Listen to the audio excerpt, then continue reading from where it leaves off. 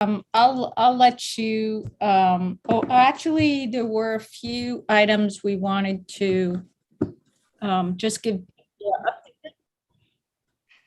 Okay, so you guys are all set. Okay, thank you, Mark, and welcome everybody. I'm Jeanette Roush, co-chair of the Land Use Committee, and Richard Ash, do you want to introduce yourself? Richard Ash, but I'm co-chair of the Land Use Committee. We're a team. So our main event tonight is the text change, but I just wanted to mention before that during our absence over the summer where we didn't meet, we did have a few things come up. One of them was the site on West 96th Street.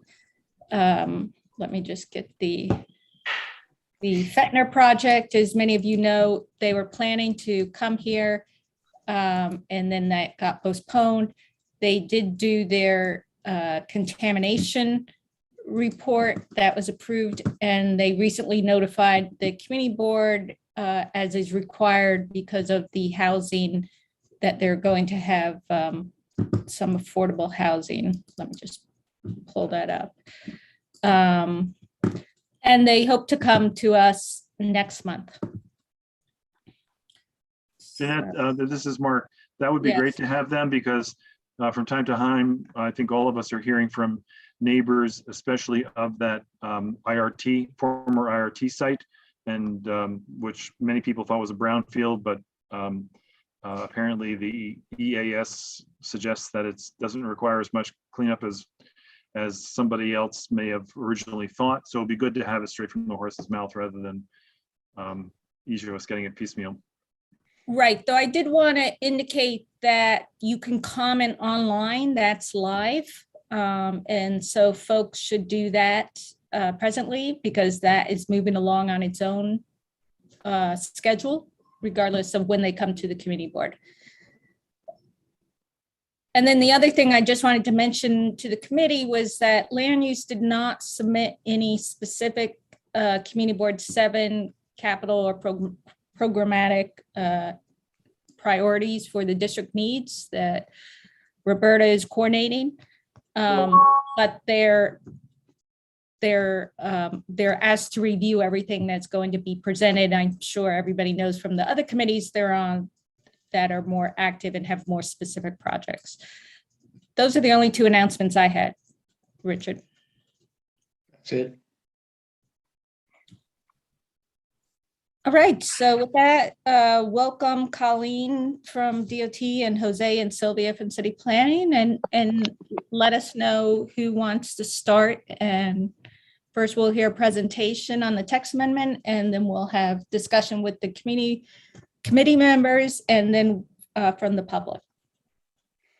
Great. So it's sorry, before we start, I just wanted to quickly thank the community board for giving us their time today. As you guys know, we have pushed together like 5 citywide text amendments recently. Community boards are super busy, and we thank you for your time, especially during this time, so close to summer. So thankfully, we can answer all your questions today. I am Jose Tucio, sorry. Jose, forgive me for interrupting. If you could begin by telling us exactly what we're expected to vote on tonight. Yeah, so we're pleased to present to you the zoning text amendment. That's what you guys are going to be voting today. DOT is here to discuss the open restaurants program in general and about the actual lessons learned and what the program can look in the future. We are here to also discuss the zoning text amendment, which is particularly what the community boards are going to be voting on, which is just one element right now of the overall open restaurants program.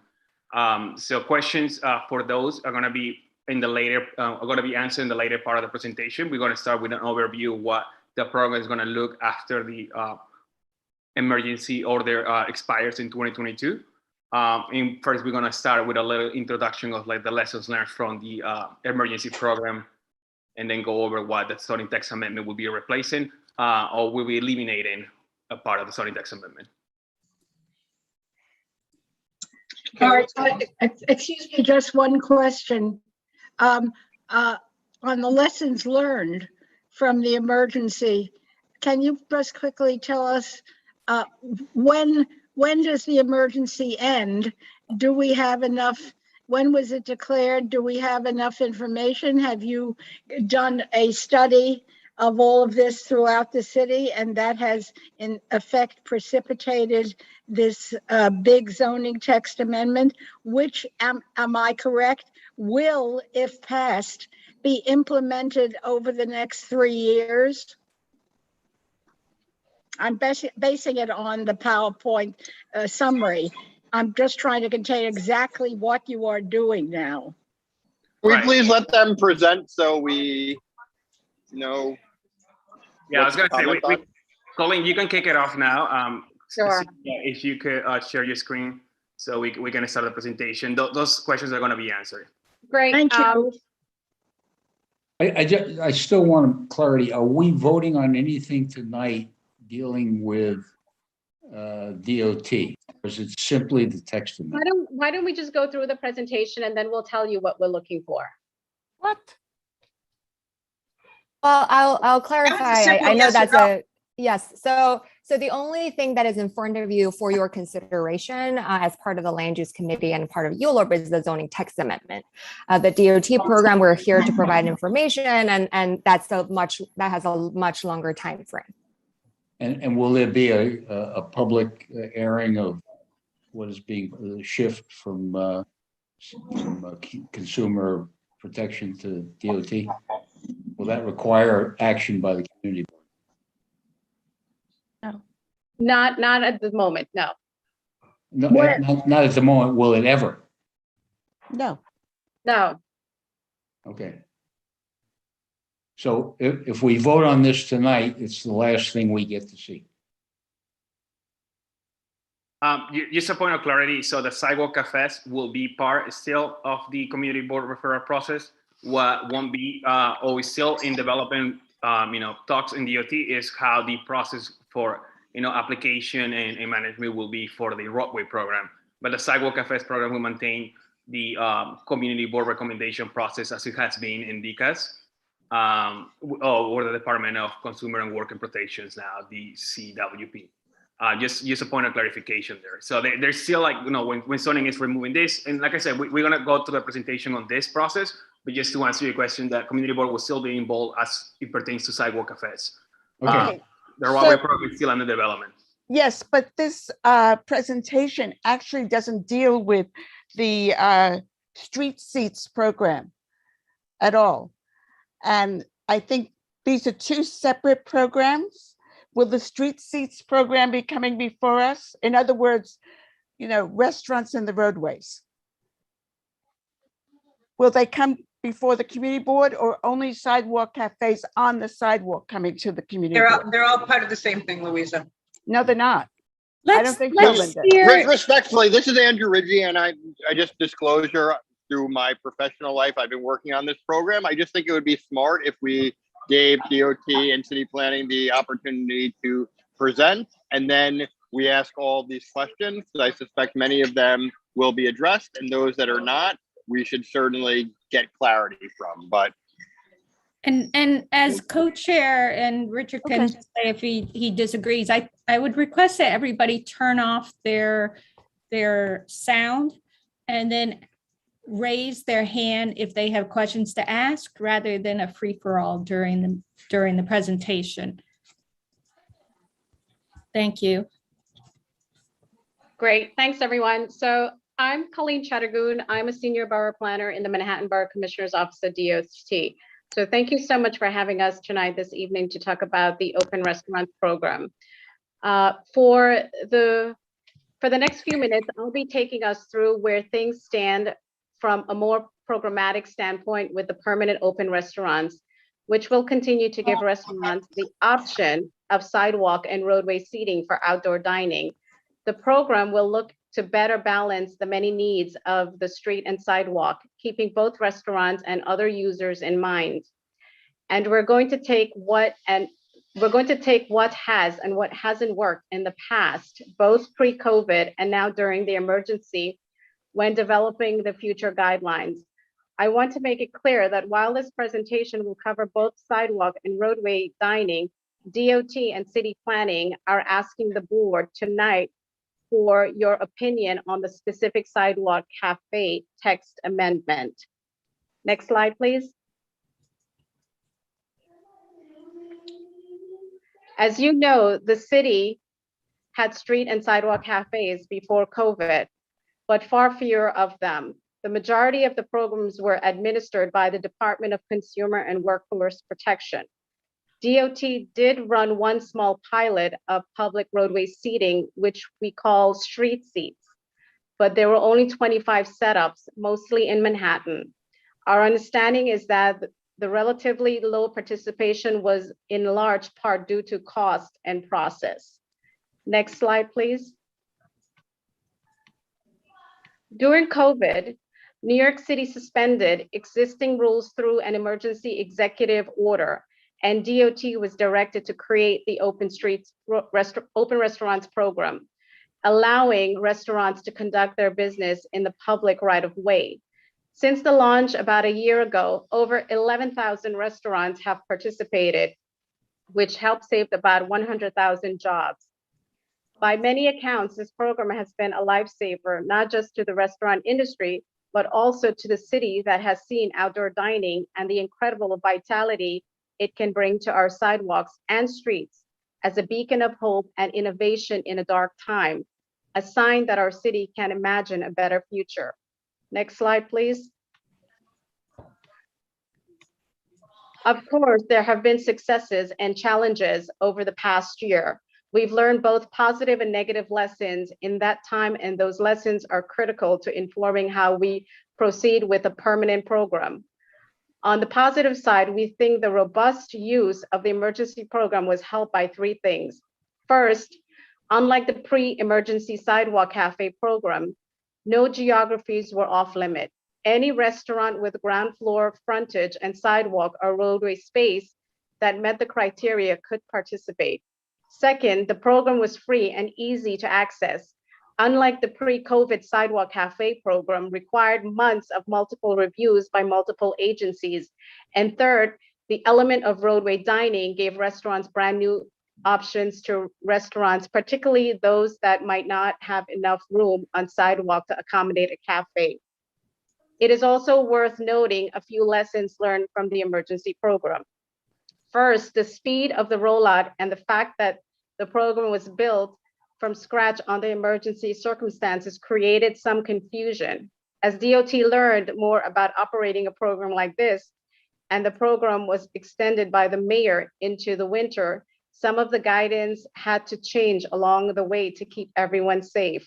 Second, throughout the program, DOT learned more about the challenges specific to the roadway seating and its interaction with the roadway. For instance, we've heard from other agencies such as FDNY and MTA that there were issues with turning radius and safety signs being blocked. Safety is of utmost importance here and will remain so. So we continue to work with our agency partners on that.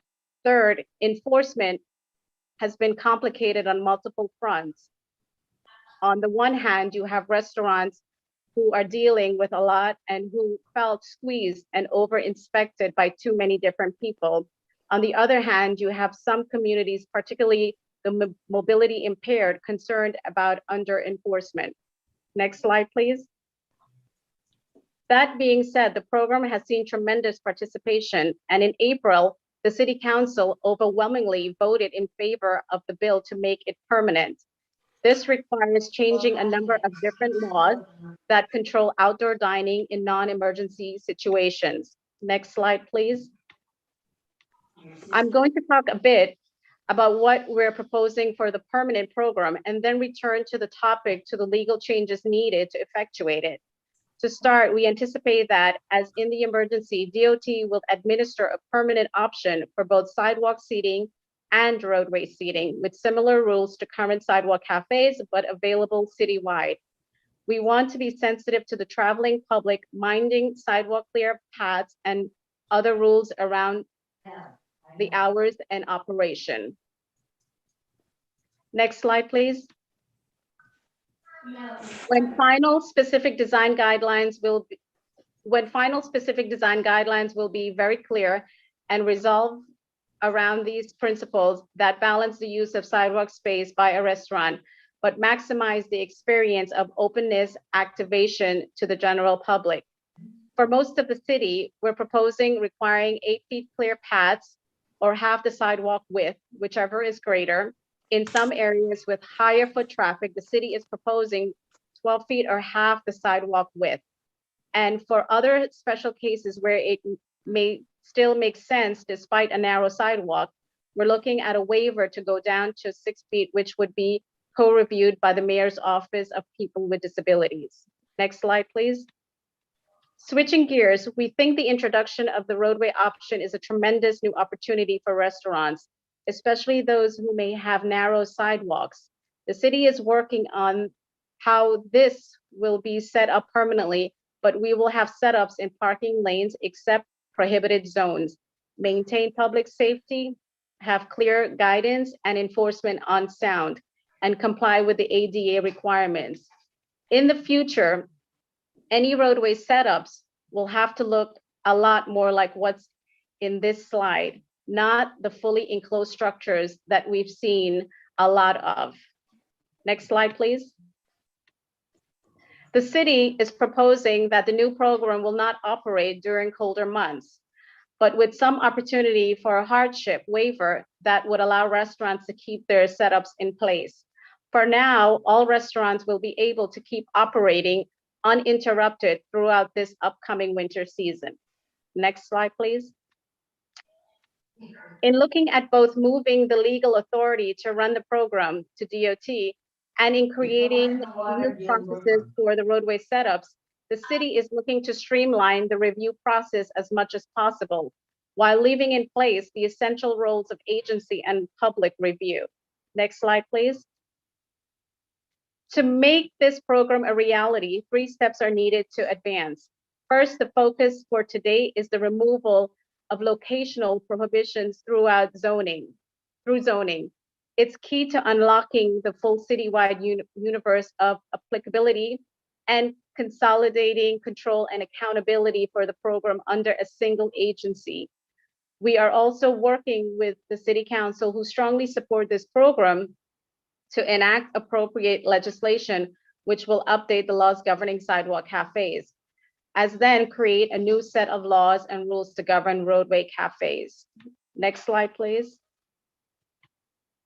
Following zoning and legal changes, we anticipate rulemaking that formalizes many of the program design and application details, and then a formal opening up of application window for a new program. Though we are beginning a process of developing the future program, the current emergency program is expected to be in effect as is for the next year and a half or so. The expectation is that restaurants will have ample time to transition into a new process if they choose to, with minimal operational disruption. Changing zoning is the first critical step to making this program permanent. But as you can see on this timeline, there are multiple steps to developing the full program. Each step's welcome public input and review involved. Next slide, please. COVID-19 has really shaped the way New Yorkers think about how our streets can be used, which has been a silver lining to the pandemic. We welcome feedback and encourage all to visit our website to submit that to us as we develop all of the elements. Once again, the roadway portion of this presentation is preliminary, and our primary purpose is presenting to the board tonight is to gather feedback on DCP's proposed text amendment changes, specifically related to sidewalk cafes. With that in mind, I'll turn it back to City Planning to talk more about those changes. Thank you so much.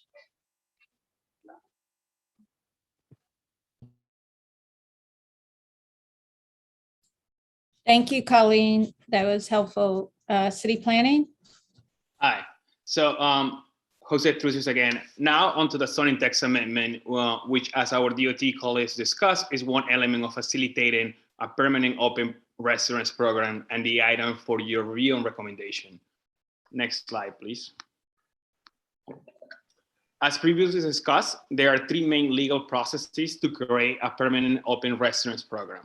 The first, which is the focus of the rest of the presentation, is the removal of locational prohibitions by a text amendment.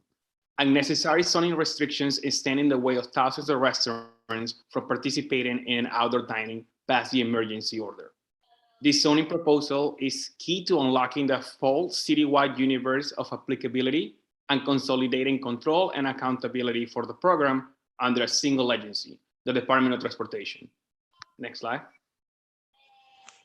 The proposed text amendment will remove the entirety of Chapter 1, Article 4 of the zoning resolution and related text in special districts and other areas that relate to the sidewalk cafes to fully remove zoning from dictating locations of the cafes.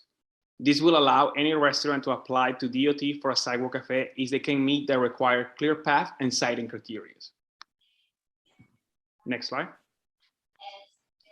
To add a bit of context, and in March 2020, there were roughly 27,000 restaurants in the 5 boroughs.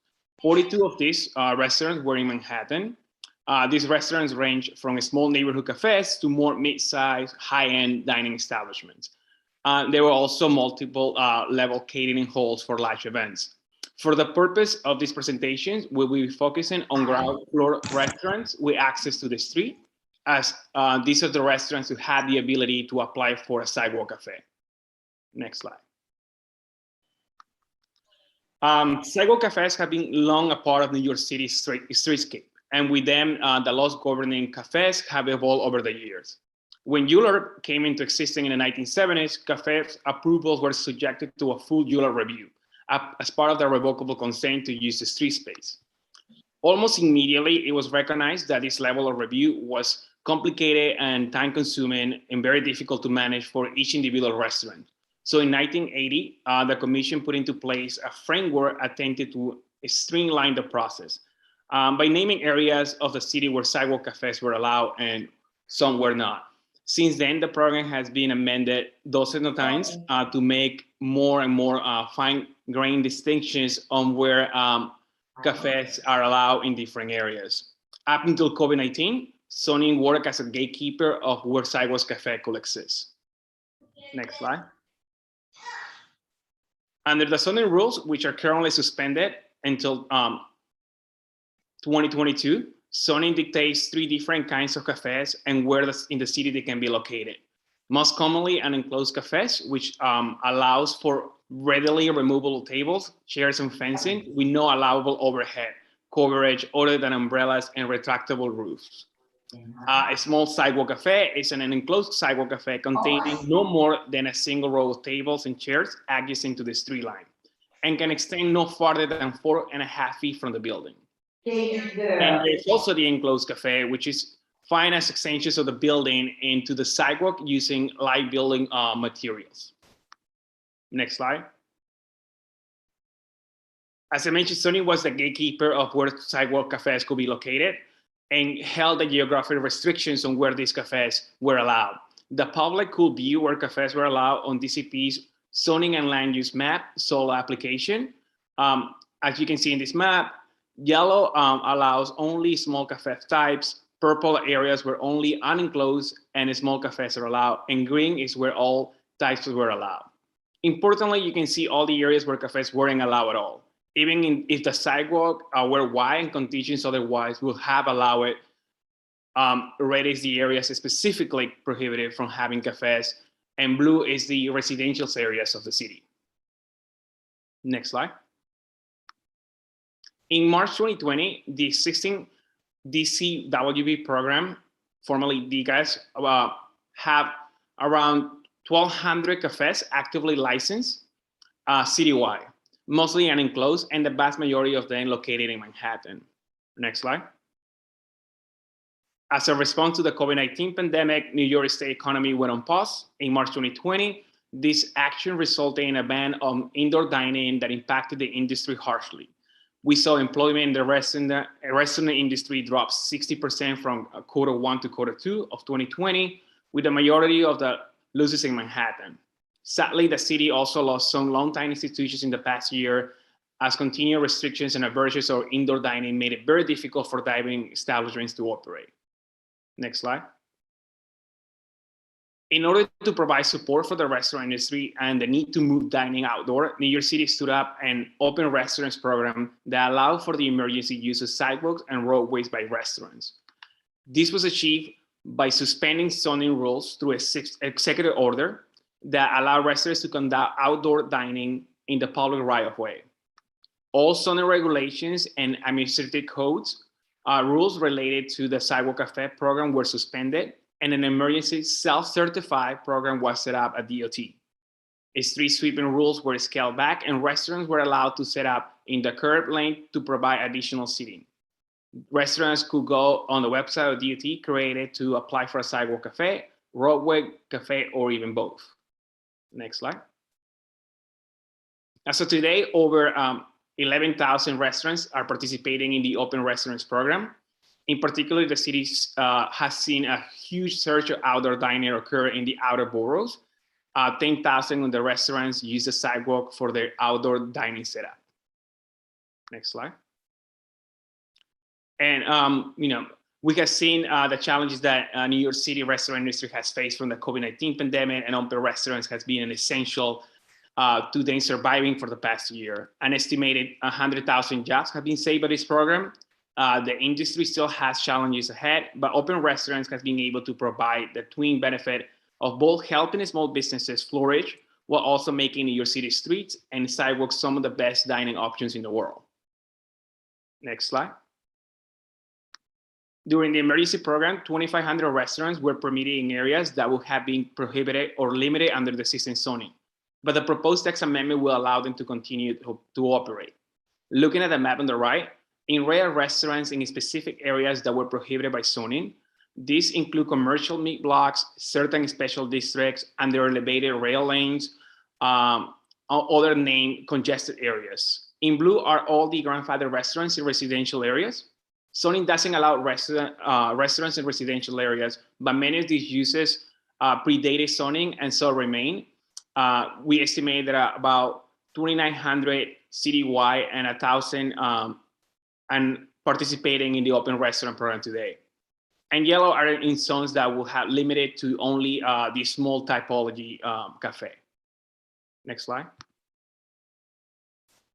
There are many reasons why these areas were prohibited from having cafes, but we have seen in the cafes can work in many or more locations that zoning contemplated.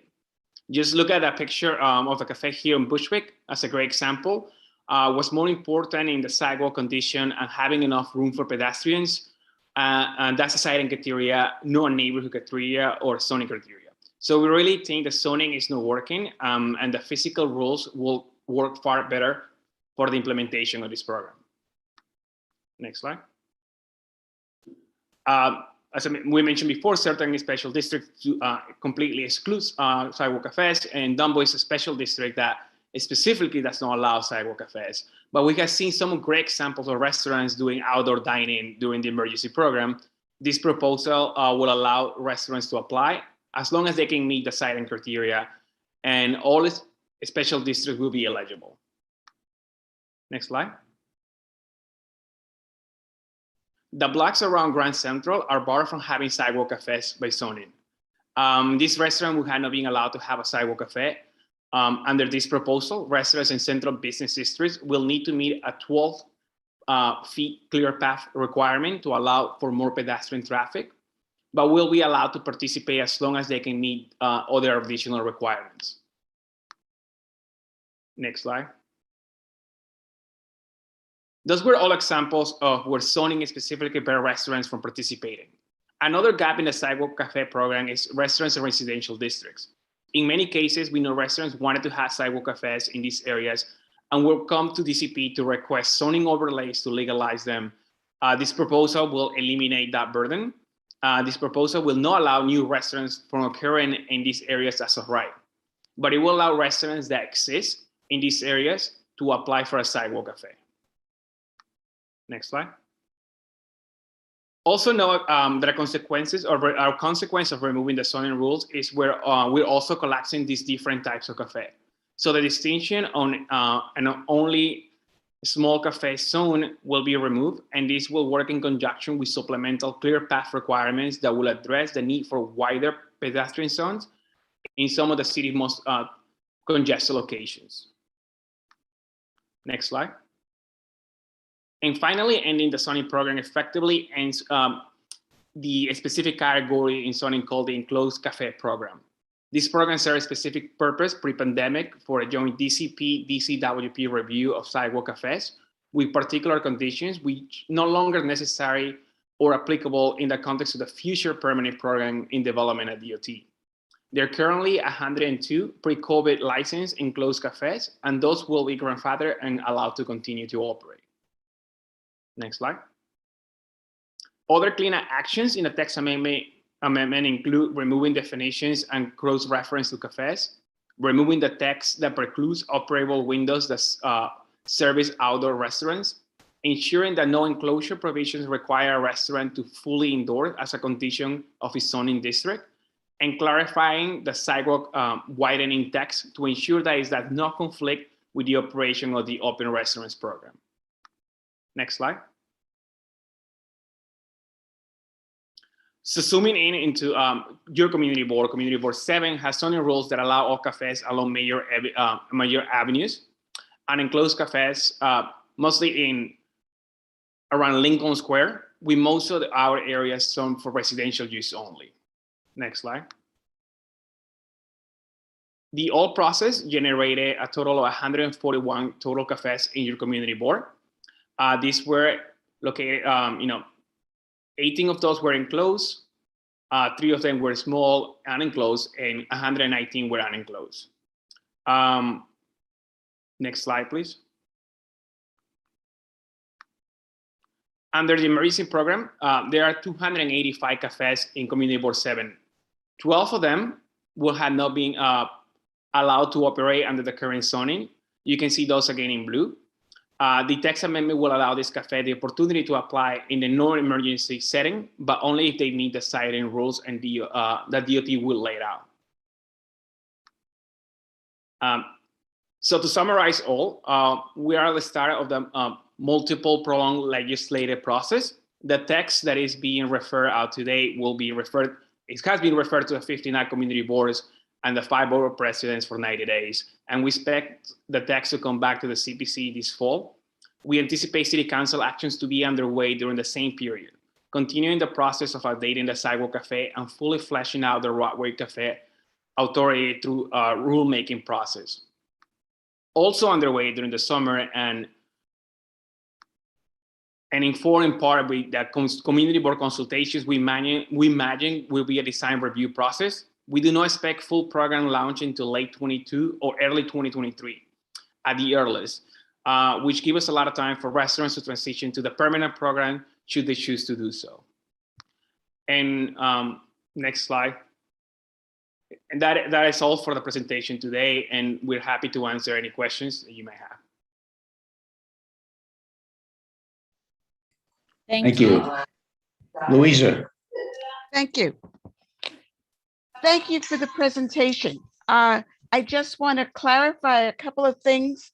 Are you saying in taking off the locational criteria that any restaurant in any commercial or manufacturing district can now have a sidewalk cafe? You can have a sidewalk cafe so long they meet the criteria of the clear path and the other, there will be other layout. That's a given. But the thing is that they could be anywhere except in a residential district. If that restaurant already exists and is operating as a right, they can apply for a sidewalk cafe license. That would be if they're grandfathered, yes. Exactly. Now, I understand that a sidewalk cafe would come before the community board, but would a roadway cafe also come before us? Colleen, you want to take that question?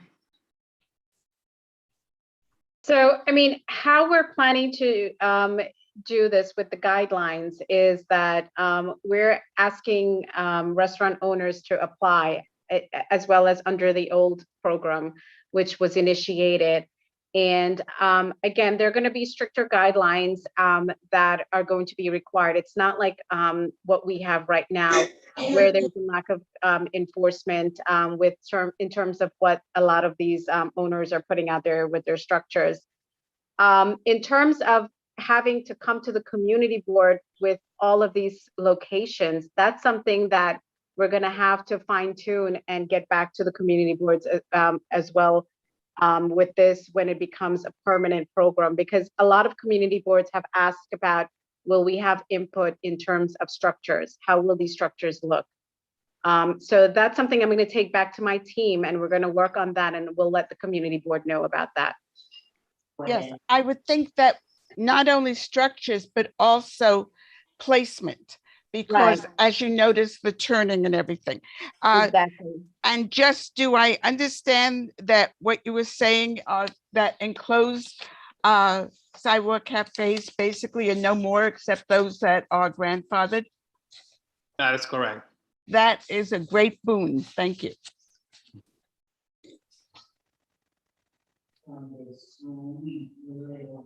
Richard, are you calling name? Yeah, Shelley. As I see them, in no particular order, Shelley. Okay, just a quick follow-up question. Shouldn't that review process be in the text amendment? Or the open roadway program? It can't be. Yes. If there's going to be review by the community board and maybe others, I believe it should be in the text amendment. Yeah. I assume I'm correct. How can it be in the text amendment if the text amendment doesn't mention sidewalk cafes anymore? That's an excellent question you're raising. And again, we're going to discuss this with our colleagues, and we'll let the board know. That's a really good question that you're raising, that about the review process and it being in the text amendment. As I understand Thank it, you. Shelley, the current arrangement is found in the rules of consumer protection. And it is that rule, it is only because there's a rule, a consumer protection rule that requires all sidewalk cafes to come before us, that they do. As I understand this proposal, the rules of the consumer protection will no longer be in effect once the city council acts. So we'd be dealing with a clean slate. Is that fair, Colleen? Yeah. And again, whatever we're not able to answer tonight, we will get back to the board. Mark knows that, I'm very thorough about getting back to the community board with the responses. Paige and then Andrew. Thank you. Paige, unmute. Unmute, Paige. Unmute. Sorry That's about better. that. Okay. I know. Two quick questions. One is, you showed some modifications to existing storefronts. We have a lot of our storefronts are within the historic district. And how would we regulate, say, these windows where we're going to cut in to create a store window, or change the facade so that people have more access to the way the French cafes are, where the fenestration is made of doors? That's my first question. The second one is more pressing. On the Upper West Side, Amsterdam Avenue, as you know, has a bike lane on the west side of Amsterdam. And the issue there is that it pushes out the temporary restaurant structures further into the street. And it causes the restaurateur to build more robust structures that can handle getting bumped by motorbikes, delivery trucks, FedEx. And it also creates a terrible problem for the restaurateurs to keep that gutter clean. And Paige, it also makes it very dangerous for the people. Exactly, because you may be just casually wandering in, and zoom, there comes a delivery or even a family on bikes. So one is safety, when you can't build up against the curb? And the other one is, how are you going to regulate alterations to the buildings that are landmarked? I mean, I don't think we are going to alter any buildings that are landmark. That's not within the purview of this program. We're not going to do that. There are no plans on the table for anything like that. And I don't see how we would be able to do that. That's number one. Number two, I think. Excuse me, you need to remove the photograph, the blue one that showed the window cut in, as an example of how you can serve patrons without them coming into the restaurant. If I may chime in here, I think for storefront modifications within historic district, and Jose, you can correct me if I'm wrong here, would continue to be subject to LPC review for any buildings within historic districts. Good answer. Thank you. I would imagine that would be the case, but DOT would not alter any building storefront in terms with working with the restaurant owner to do that. Right. So, and just to add to that point on the windows. So right now, if a restaurant would like to use the operable windows, they will have to get a BSA permit, and which adds an additional burden to the restaurant to utilize this. So the zoning will be removing that particular burden from the restaurants to actually be able to operate without having to get an additional permit. So that's what the text is doing. So not so much like, allowing them to, or telling them like you need to, adhere to different building design. It's just more about if you already can utilize this feature in your building, there won't be a need to get a BSA permit. Okay, thank you. Andrew, then Ken, then Peter. Yes, I'm just wondering if DOT will be looking at throughput. If we have more in-street structures and we lose loading zones, as anybody who has been on Columbus and Amsterdam Avenues recently can see, sometimes we're down to one moving lane. How will the restaurants and other businesses get deliveries? How will buses get through? How will other vehicles get through? What will this do to air quality? Will all of these issues be looked at? So Andrew, of course, all of these issues are going to be looked at. I mean, I know how sensitive the loading zone issues are in CB7. The community board has asked us to expand on that as well. And the other thing that we're going to look very closely at is safety. Safety for the patrons who are visiting these restaurants, for cyclists, pedestrians, and so forth. So we are going to look at all of those that you mentioned. Absolutely. Thank you. I meant Andrew Ridgey. So Andrew, why don't you go and then I'm sorry. and then Peter. That's right. We're the A team. Sorry, I'm not on the video. Hi, everyone. More of just a comment than a question, but I kind of look at this as a blank slate. This text amendment to allow the city to develop the permanent open restaurants program. But to one comment specifically to my colleagues on BCI, but really the whole board, is as they determine how the public review process will happen with the community board, we should also understand that not all, but I would suspect the vast majority of applicants will also be liquor license applicants. And when they come in front of our committee and then the full board for their full liquor license, we will be able to comment on various aspects of their operations, such as the outdoor dining. So that is a second layer, so to speak, of community review process. As I know, we ask questions in committee that aren't always directly related to the liquor license, such as, are you going to do delivery? Where are your delivery bikes going to be put? Are you going to have a sidewalk cafe, or are you going to apply for a sidewalk cafe? What will those hours of operation be? So I just think that's also something to keep in mind that may be out of the realm of the specific city review process, which obviously still needs to be developed, but under the review process for state matters like a liquor license, they will still be coming in front of the committee, and I would presume we will ask questions related to that method of operation. That's it. May I piggyback on Andrew's comments as co-chair of the BCI committee? Sure. Yes, but 1 second. I'm hearing a lot of background noise. So if somebody's in a space where there's other people around, if they could mute when they're not talking. Thank you. Okay. Linda? These are directed to Colleen. Colleen, we've already, a lot of our questions have been answered, and certainly Andrew Ritchie has outlined a lot of the positions for BCI committee. But right now, we've also got some problems in terms of oversight. And I realize that this is a lifeline for our restaurants. There is indoor seating, but we know, as we saw last winter, when there was not indoor seating, these restaurants they're basically little cabins, and there are no criteria for the design. And I would imagine that's not part of the zoning text. I realize that. But will there be criteria? Will you help them this year better than last year and give them more criteria? Because There we're will going to see be- there's like there'll be heaters in there.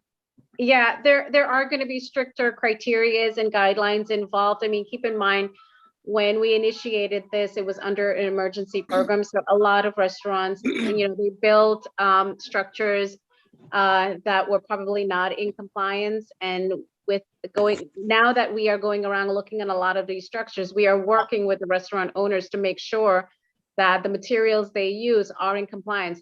But yes, there are going to be stricter guidelines when it comes to these structures. And there's going to be also enforcement, additional enforcement involved.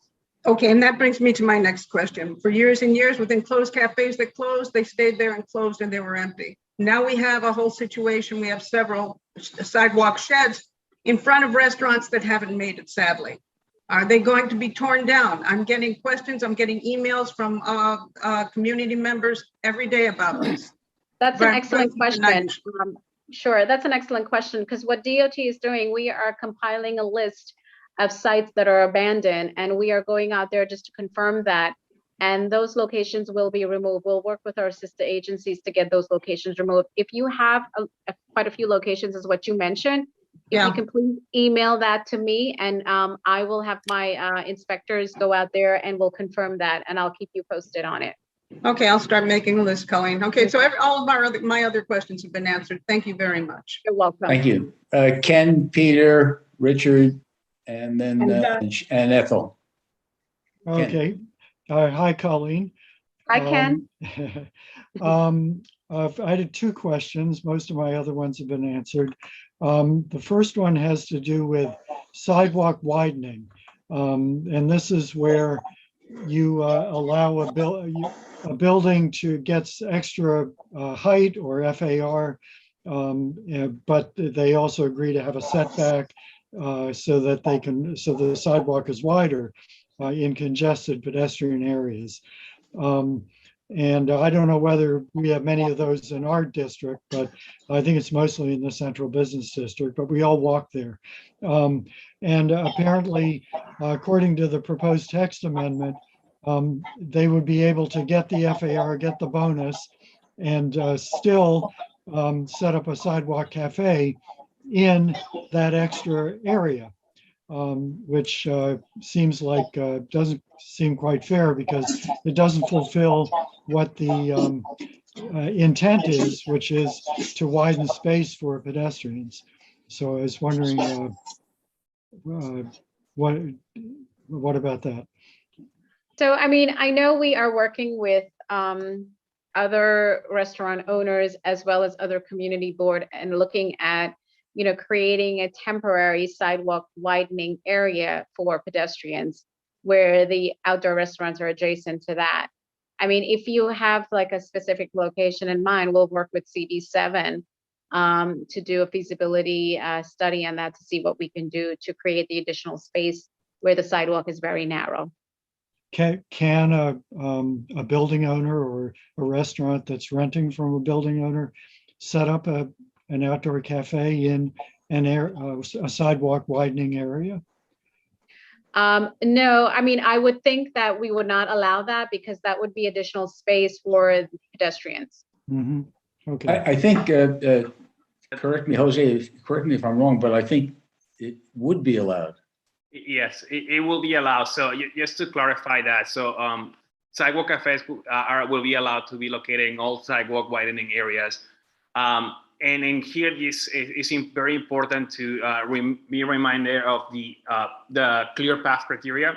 So as I mentioned earlier, when there's more congested areas, we're going to be requiring for sidewalk cafes to have a clear path of 12 feet instead of the proposed 8 feet. and regular sidewalks. So, and this will also be seen a case-by-case scenario where, for example, you can mention this might not work because even if it's a little more congested, there's not enough space. And those will be part of the application process for the sidewalk cafe as well as the program develops. But Okay, yeah, well, that's good to know, because I was thinking along the lines where we have a request where we're working with a particular community board where there's restaurants adjacent to a sidewalk where it's very narrow and they want that particular space for pedestrians. So that's what I was thinking along the lines when you asked about that question, Ken. If This we is could the create opposite. a space, yeah. This is the opposite. This is an allowed space that Right. that gave the landlord a bonus. And Ken's question, I think, was, having gotten the bonus, does it make sense to allow that space to be used to be a block? Is that Okay? I was thinking Yes. more of creating new spaces. okay? Peter? Hold it. I had one other question. Oh, sorry. When would you grant a waiver to go to a 6-foot clear path? Under what circumstances? Did you hear that? I did. I would have to get back to you on that. I mean, I think it depends on the circumstances. sorry, I didn't hear your question. When would you grant a waiver for a 6-foot clear path? Yeah, that's gonna be depending on the case-by-case scenario. We don't have that yet developed. Okay, Right. I would just register some concerns about the current enforcement of the clear path. For instance, on Columbus Avenue between 85th and 84th. I'd be very surprised if it is indeed even 6 feet there as it is now, and that was even pre-COVID. So I think there needs to be better enforcement of the existing clear path rules. Yeah. Peter? Peter? I live at the corner, I live on 88th, and at the corner of Amsterdam, there are a number of very popular restaurants that are very active in the evenings, such as the Mermaid Inn and so forth. And they're just overflowing with people having dinner. I've seen on the bicycle lanes, I've seen motorized bikes going 30 miles an hour. And it's an accident waiting to happen. There are no means of slowing down these bikes. I've never seen anybody get a ticket. And I think it's a very dangerous condition. I think it's wonderful to have the outdoor restaurants, but when you have something like the Mermaid Inn, where people are dining inside and then outside, and waiters are going across the bike lanes, and bikes are moving at 30 to 35 miles per hour, mostly delivery people with helmets. It's extremely dangerous. And there needs to be a means for slowing them down, giving them tickets, which I've never seen. I've never seen a cop give any one of them tickets.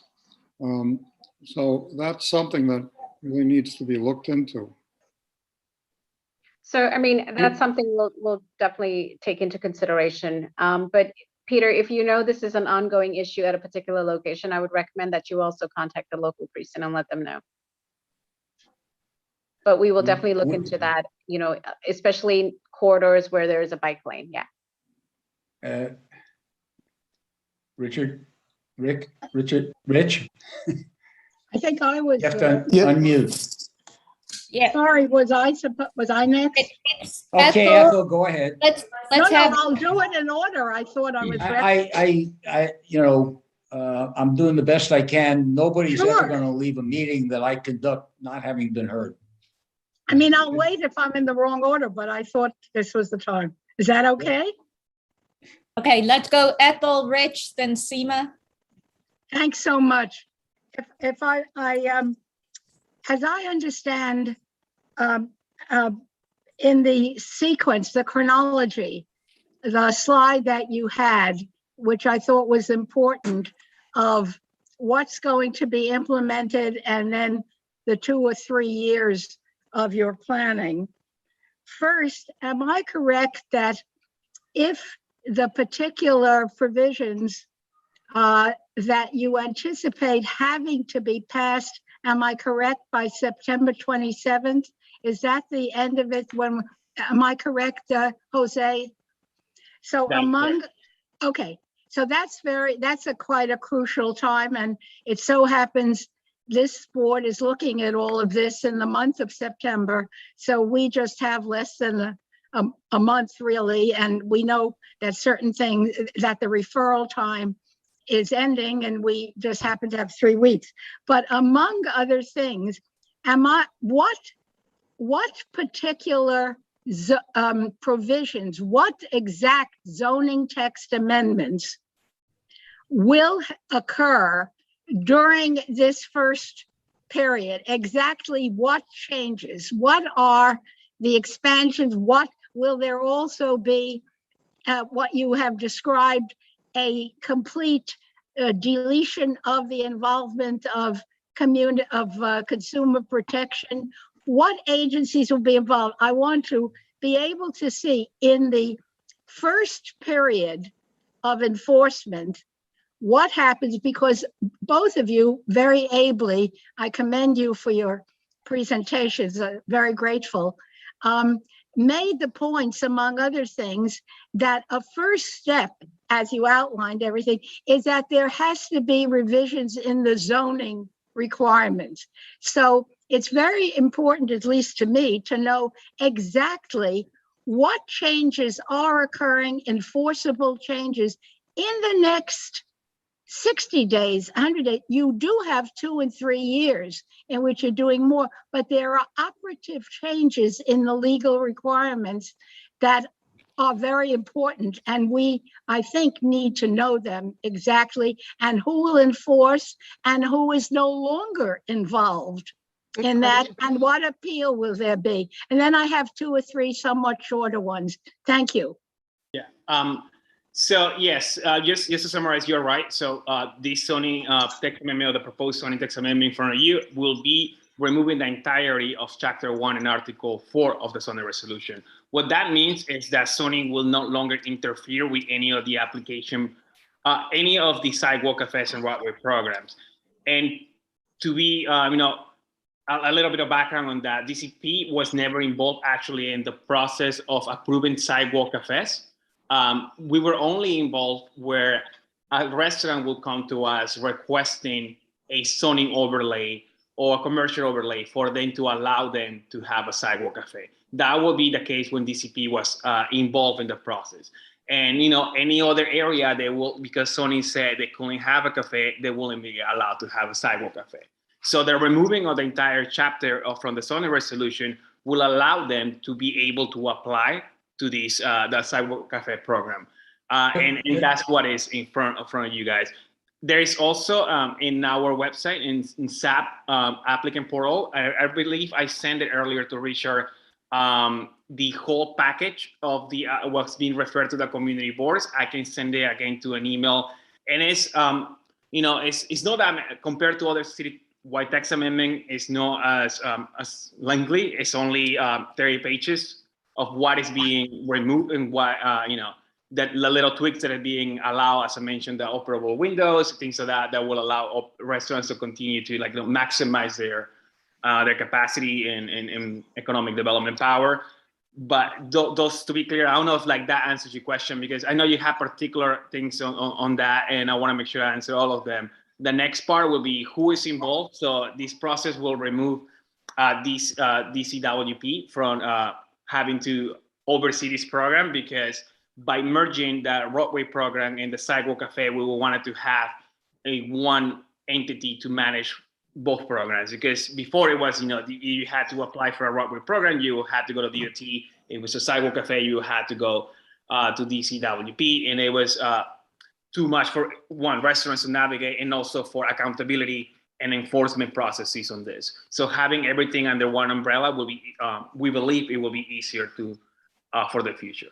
So is it fair to say that in the first phase of this, as you were removing a number of prohibitions and all, that DCP and some of the provisions that do exist in DCP in relation to public space and so on, and like in plazas and regulations about that can occur with restaurants and so on, that DCP will relatively no longer not be involved at all in this first sweeping of the zoning. You're fixing the zoning, and it's illegal. That it's very important. You're doing this first. Could you just go back just to the chart, please, Jose? You know, the timeline that you have. Yeah, that just the timeline. Yeah, thanks. There's even, I know you had okay. So you haven't yet another one that specifically has this very clearly. And I think that, yeah, it's just the chart. Yeah. Thank you. So the emergency program is going to be in effect all until 2022. And that is both, I will use some adjectives, has been imaginative and improvisatory, and allowed us to begin to think about all of this, and has saved the city in some ways, but in part is giving rise to all of this. You're continuing that while at the same, with all of its difficulties, and in fact, there may be restaurants continuing until 2022 with the sheds and interference in the bus lanes, because you won't be able to do all of it. So that's going to continue. In the meantime, after 2020, we will have commented, and then please tell me exactly, is the deadline for the passage of the legal changes, what exactly is that? Is that September? Or what? The zoning changes, the text changes. What's the deadline for that? Because that's a piece of what is before us, and that's very specific. What's the deadline for that?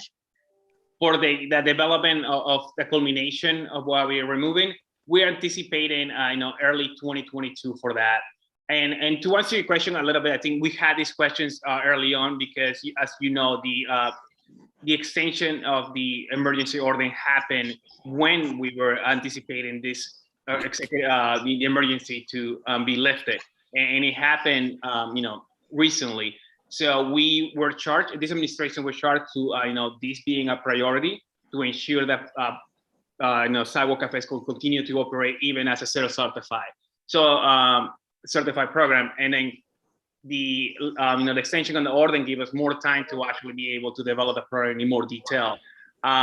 In terms of zoning, or removing the zoning now, since the executive order will be into 2022, it kind of doesn't affect so much in terms of what the gatekeeper or what zoning is limiting in terms of people applying for Sidewalk Cafes, because they remain under suspension either way until the end of 2022. And to your other point, I know, so a lot of these Sidewalk Cafes and Roadway programs have been self-certified, and it's been challenging because there were so many of them. As I mentioned, there over 11,000. As Colleen has mentioned, if you had a location of particular ones that are breaking the law and they need enforcement, or they need somebody to do a visit, you can pass along that information to DOT. I think it got us very surprised in the city at large and how many people will be utilizing this program. And we're doing our best to actually try to mitigate this. Once the program becomes in effect and it has the whole guidelines that DOT will put out, it will be a lot better for us to actually just have these structures that will be better and compatible with the urban fabric of the community. Well, that's something for us to discuss later. It won't take anyone home. I have one very fast one. Could you envision any possibility in which a street which is zoned residential but in a particular building or buildings, there is an opening of a restaurant in the lower floors that might sort of like as in a hotel dining room or something like that. And then there is a request for an outdoor cafe. Could such a, I'm just saying it hasn't happened yet, but for example, let's take West End Avenue. If such a thing could occur, and then there would be a request for a restaurant and a cafe on the avenue, could that be potentially envisioned in a residential area at all, under any circumstances? Unless we, change the type of uses that are allowed in residential areas, no. We only work with grandfather existing restaurants in these areas, unless there is a commercial overlay rezoning. Use group 6, which includes restaurants, will not be allowed in residential areas. So okay, thank you. Thank you. There's more later, but I don't want to take more time. Hey, Thank you. Rich, and let's be mindful of the time here. But Rich. Great, thank you very much. I'll be quick. And if I could But, just say, sorry, Rich, everybody will have one turn, so don't raise your hand for a second one until everybody has spoken, please. Sorry, Rich, go ahead. Oh, now you're on mute. Rich, you're on mute. Okay, I hope that wasn't my turn. Okay. You forfeited your turn. You were on mute, and you had, So I'll be really quick, but I'm a huge fan of the open dining. I think it's a fabulous silver lining that came out of just an awful year and a half in the city, and I think it's just a great permanent addition to the city. As people know, I'm also a huge fan of the protected bike lanes. My concern, though, and a few other people have raised the safety issue. Bicycles themselves, let alone other vehicles, are classified as vehicles. So we effectively have a vehicle lane going through restaurants. And the fact that we haven't had more fatalities apart from one that wasn't directly caused from an open restaurant is surprising, but I think there are fatalities waiting to happen.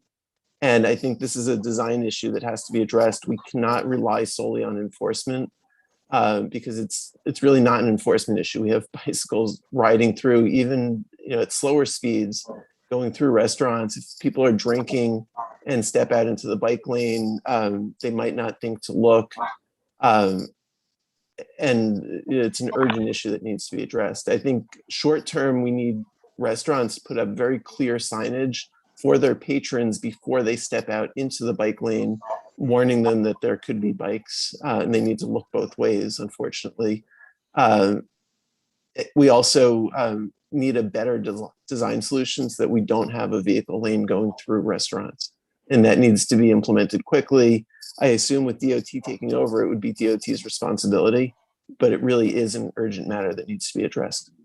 That's correct, Rich. Thanks. And I'll take that back. Doug? And just one piece there, Richard. So like as part of the guidelines, I mean, there is also the, part of like enforcing and having better the barriers, so they will be, better protected and all of that. And also, if I'm not mistaken, Colleen, you can correct me if I'm wrong, but I remember in the last meeting we had, there was also DOT has some data that is could be shareable in terms of how many fatalities have been as related to the bike lanes or something, because a lot of community boards have been asking for that, and it would be just good to distribute around this. And again, though, I just want to stress that enforcement can't be the solution because it's never been effective enough. And if we have design flaws,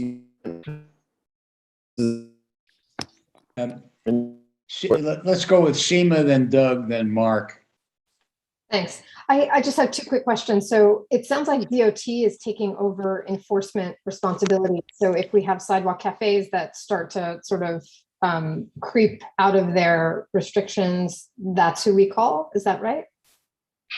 Yes. So DOT is enforcing the roadway, but I would imagine that you would still have to contact DCP, the Department of Consumer Workforce, for sidewalk cafes as well. Actually, Colleen, we were told not to. We were told only to contact DOT, that DCP, the former DCA, DCP, whatever, WP, no longer had anything to do with the sidewalk cafes. That's what they told BCI. Okay, I'll confirm that.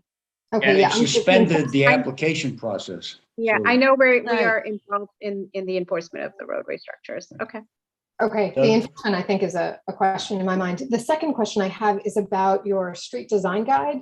I saw just from that brief slide that it looks like you're taking into account the street furniture to make sure there's an open sort of passageway for everybody on the sidewalk. My question is, how do you take into account the street vendors, and will they be cited and considered in, with respect to open alleys and stuff for people, pedestrians, disabled people? Yeah, we are looking at the amenities and the street furnitures that are out there in terms of when we're citing and with the guidelines. It's not our intent to relocate or move vendors. I don't think we're up for that challenge, and I don't believe we want to do that. So if there's a particular vendor at a location, they will remain there, or we will try to work with them, but we're not going to relocate a vendor.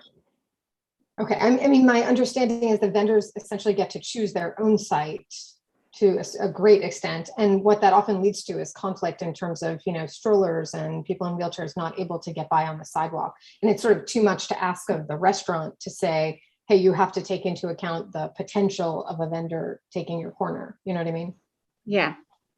So just if there's any way that you can take that into consideration so that we have open sidewalks, that would be great. Definitely. Thank you. Doug, then Mark. And then I'll go. Okay. So I'll try to just have a few quick ones, and I'll try to go through it quickly. First of all, perhaps this has been explained and I missed it. Do I understand that going forward, eventually, the community board will have the opportunity to review applications for DOT now for these cafes, or are they as of right? In other words, right prior to the pandemic and the suspension of the DCP laws, obviously the BCI committee approved those. Will these permits go through our community board, but just with a different governing agency? I mentioned earlier that that's something I would take back to my colleagues, and I will confirm that, because I know other community boards have asked about having input on the review process, as well as guidelines, having input on the structures or the type of structures that should be in their neighborhood, in their district. Right. So it's not only, obviously in formulating the new rules and the structures, which I think is very important that we have feedback, but also I'm just curious, when the permit is issued, is it the same process that it was before in terms of going through, I guess would be a joint BCI Transportation Committee approval process, or is that not going to be? I heard what Andrew Ridgie said about the fact that we still have the ability to speak to applicants that are applying for full liquor licenses, because their method of operation they'll have to specify where the alcohol is being served and consumed. That would not be the case for wine and beer and for those cafes that are not serving alcohol. That's correct. Yeah. Okay. So Peter Sampson and Rich Robbins mentioned the concerns about the bike lanes and crossing the path. Now, I've observed actually in that specific area in 88th Street, a pretty bad crash between a pedestrian and a biker, where both the pedestrian and the biker got injured. The pedestrian was going to use the restroom in the restaurant, and there was a collision, and both patron and biker were hospitalized. So before this whole program started with the emergency suspension, during the pandemic, a lot of us from the community, I think co-chairs of BCI and borough president, other elected officials, walked the avenues with ideas of what to do. One of the ideas that came up, and I realize this is a big lift and I may get some resistance right here in saying this, but there was a discussion about swapping the bike lane, not getting rid of it and keeping it as a protected bike lane, but swapping the bike lane with between the buffer and the parking lane, right? And then so that the the dining Yes. area is closer to the sidewalk. The dining That- area was curbside It would be curbside. and DOT refused. Right. So, and at the time, it was too much of a lift and we didn't do it. And it just seemed like, obviously, we want to preserve these bike lanes, but the reality is a lot of the bike lanes, some of it is not infrastructure, some of it is just paint. So has that been discussed so that there is no path of travel for patrons and employees to cross through a bike lane and to let the bike lane be mostly unobstructed? Has that been discussed? So I'm sure that they are having internal discussions about that, but at the moment, I don't believe we have any plans to swap the bike lane and put it in the outer lane and put the outdoor restaurant adjacent to the curb. Again, in looking at this and in looking at the designs and the guidelines, I think we have to pay very careful attention of what we will allow, what types of structures we will allow near a bike lane, and what we need to do to improve that. If it's involves signage or working, with patrons and the restaurants. Because as Rich mentioned, enforcement can be everywhere, which is the case too. So we have you need the police enforcing the bike lane speeds. The police are giving tickets to cars everywhere, but I've never seen a cop give a ticket to a biker on a bike lane for going 40 miles an hour on a motorized bike. I've never seen it. So I'm sorry. So just continue. So my point is that, both even if you have a law-abiding biker riding safely on a bike lane and you have a law-abiding patron, there is a potential for conflict, and nobody did anything wrong. And so if we can get rid of that potential and somehow, separate it, that was what we came up with collectively early on in the pandemic. And we thought it was a really good idea. But in any case, my last comment or question is on private property. In other words, buildings that are set back where there is outdoor dining that is not on New York City property, where formerly a DCP permit was not even required. Is still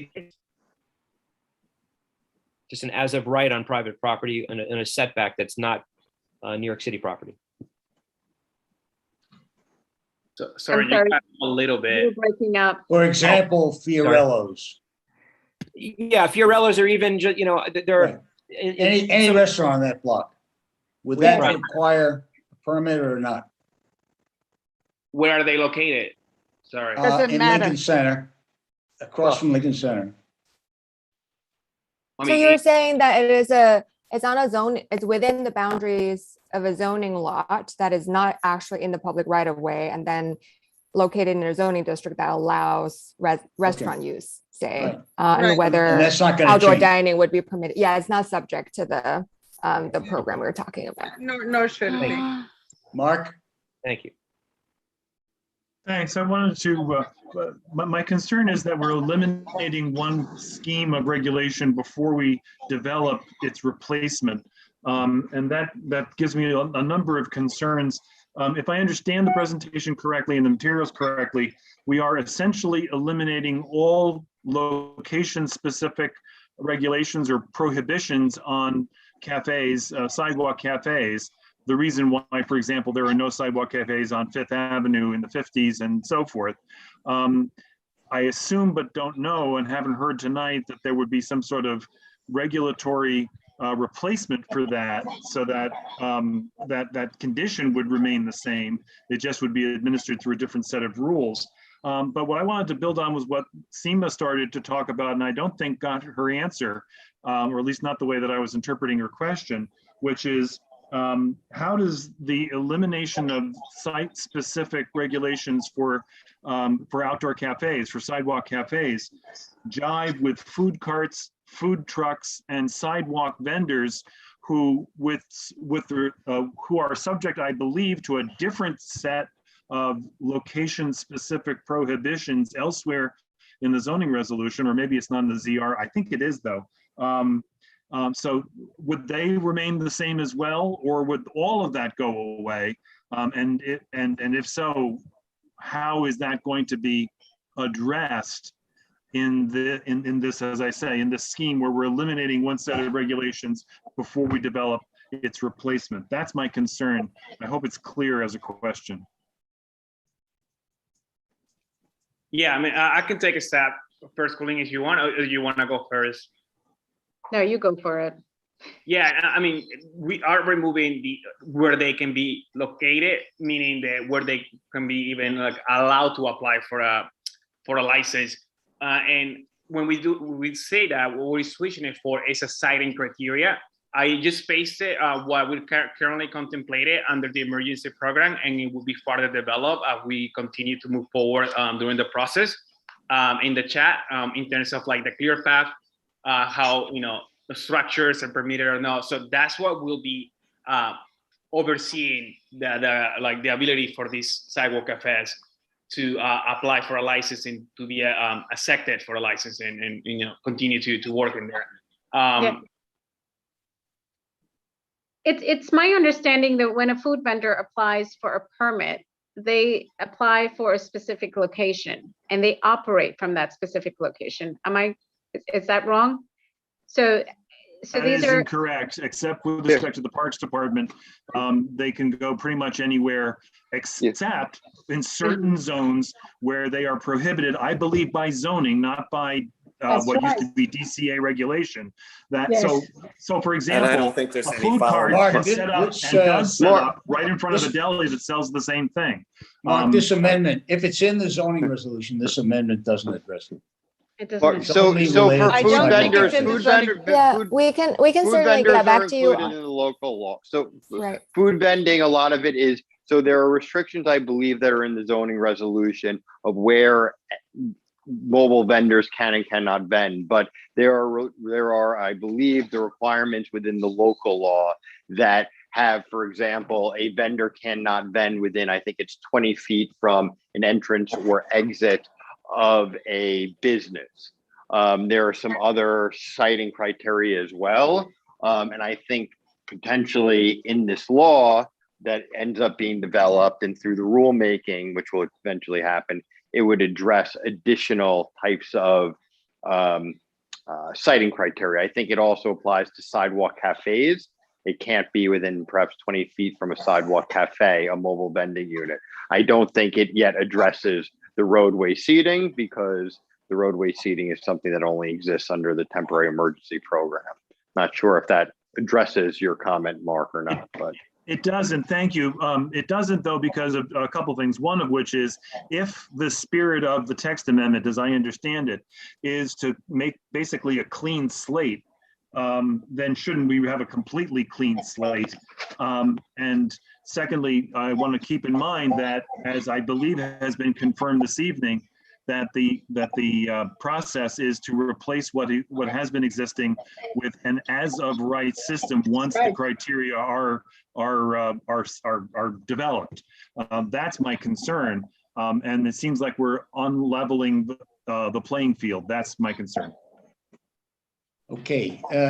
Sorry, I just want to chime in and just finish up on the first part of Mark's question, just to clarify. I think Andrew sort of touched upon it already, and I just want to confirm that zoning resolution does not have regulations with regards to food vendors or location of food trucks. You know, zoning resolution is for regulations for land use within zoning lots largely, and so we're not proposing any changes or removing any existing laws that govern them. We will certainly get back to you to provide a little bit more clarity on, you know, how those are regulated and how does that interact with the DOT, future DOT program we're talking about here.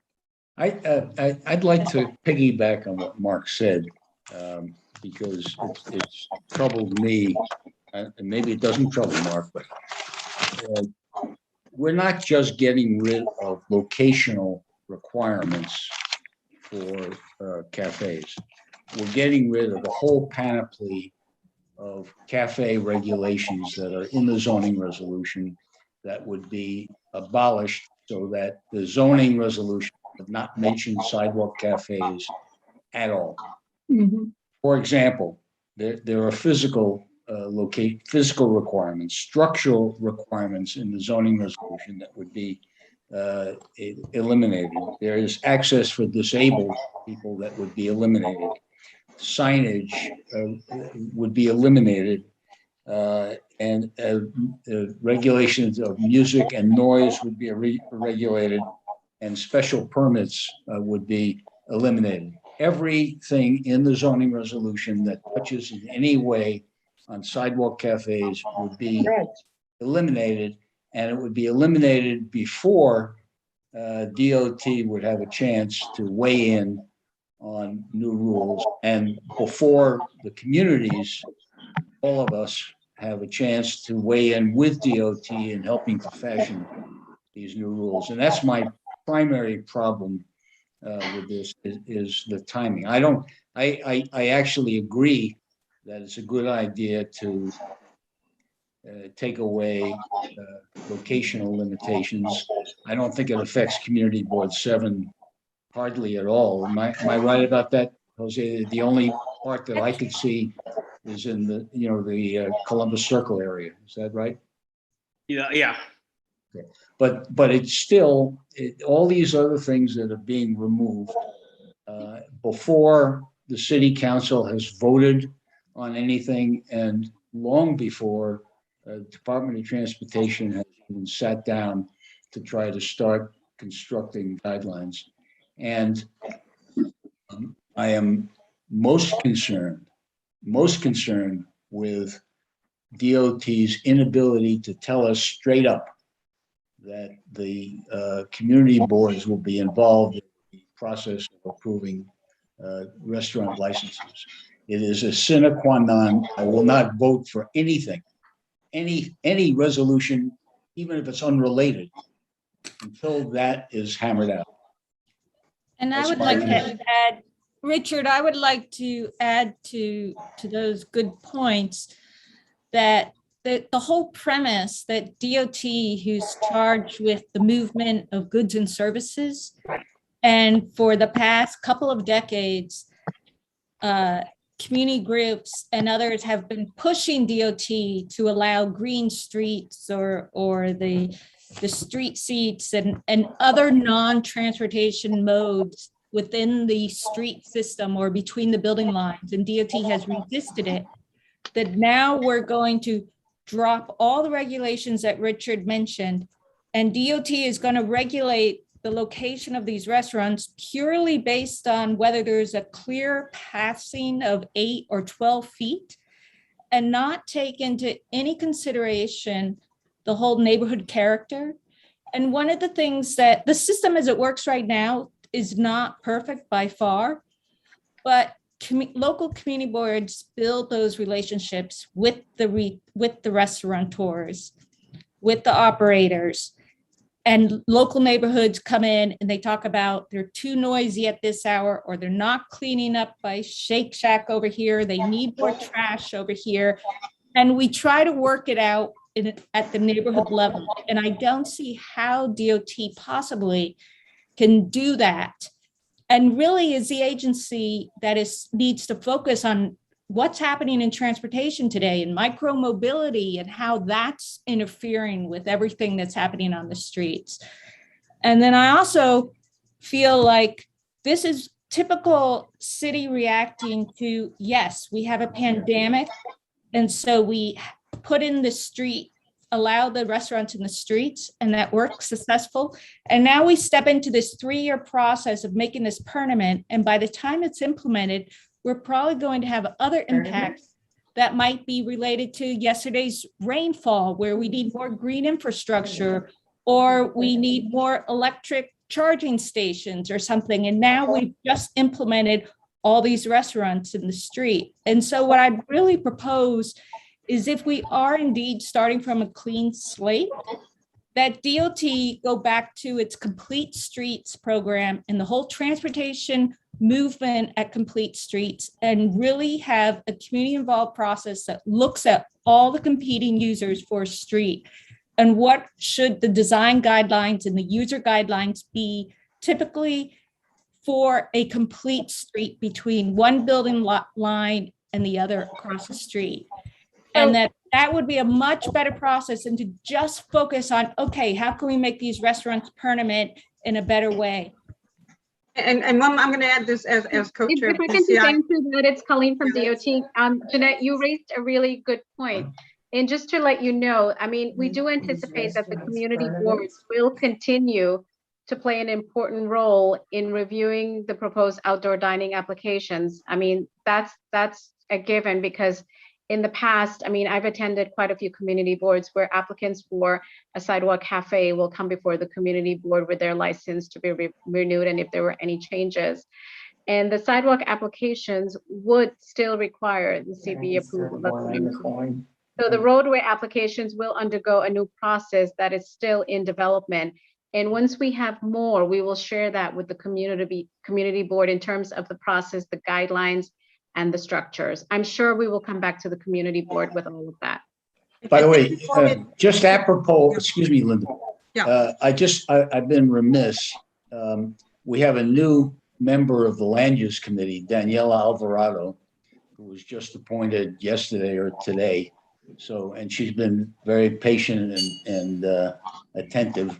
And I just want to welcome you, Daniela, to the committee. Thanks very much. It's nice to be on a committee and to have an impact in my neighborhood, which I'm very excited about. I'm a real estate attorney by occupation, so. Well, then I take it back. I work with real estate attorneys. Yeah, I'm sure you all do. So right. It's all very interesting to me for, on a nerdy basis. So it's great to be a part of the group. Sorry, not to cut it, but Richard, just wanted to quickly add, most of the text is being removed. It seems like it's a lot of text is being removed from the zoning resolution. It pertains specifically to enclosed cafes. Is during the text, that was like how zoning, how DCP got related, because that was the only application that was DCP and DCWP joint application process. So a lot of that text that particular pertains to ADA access, lighting, ceiling, all these things, regulations were most for the enclosed cafes. And, the remaining of the language that is in there is about specific locations, and in some text about the sidewalk cafe. It seems like, we are taking a lot of like what is already in place, but just to reiterate that, DCP did not have like the ability, or there were no requirements that DCP had to enforce before, a sidewalk cafe was approved. So they will go to DCWP, make sure they approve their designs, they had their, meet all these criteria, come back to the community board because a public review process, and then get approval of the sidewalk cafe. So it's still like that's why we wanted to clarify. I just wanted to clarify that really quick. But to your point, and then Colleen has added that point of like we're still developing this process and might add more information, and as we go on this. But thank you. I just want to make it clear, the presentation that we gave tonight, it's not that we're coming here and we're saying, listen, this is what we're going to do, and we don't want the community input. We're here to get your input, and I'm sure we're going to come back once we have a more robust design or more detailed information to produce to you. And I know enforcement is a key component to this as well. And DOT is the key agency that's going to be doing the enforcement. Colleen, the problem is that we're being asked to vote on a zoning resolution. We're being asked to vote on a zoning resolution before you've even started your process. That's right. That's the issue. Okay. Ethel, Louisa. Yeah. Wait, Richard, wait. Yeah. Richard. Linda was going to speak. I didn't have my second question. Then we'll go to Louisa, who has been waving frantically, and then Ethel. Okay, what I'm going to say very quickly is, Colleen, I'm going to arrange for you to meet with us at our next BCI meeting, because so much of this has to do with working with DOT, which now has oversight over so much of the process and all, which used to be the purview of DCA, now DWP, DCWP. We need to talk to you, and we need to discuss this in a more granular way. So I will get the date for you. I will make sure you're invited. Michelle is here, Booker, and we'll make sure that that's the next conversation. Thank you. You're welcome. All right, thank you. And then my second question was that I have a lot of familiarity with working with DOT in other boroughs related to their street seats. And one of the things that ties up small developers and local community groups or bids in working with street seats is the insurance that DOT requires them to have.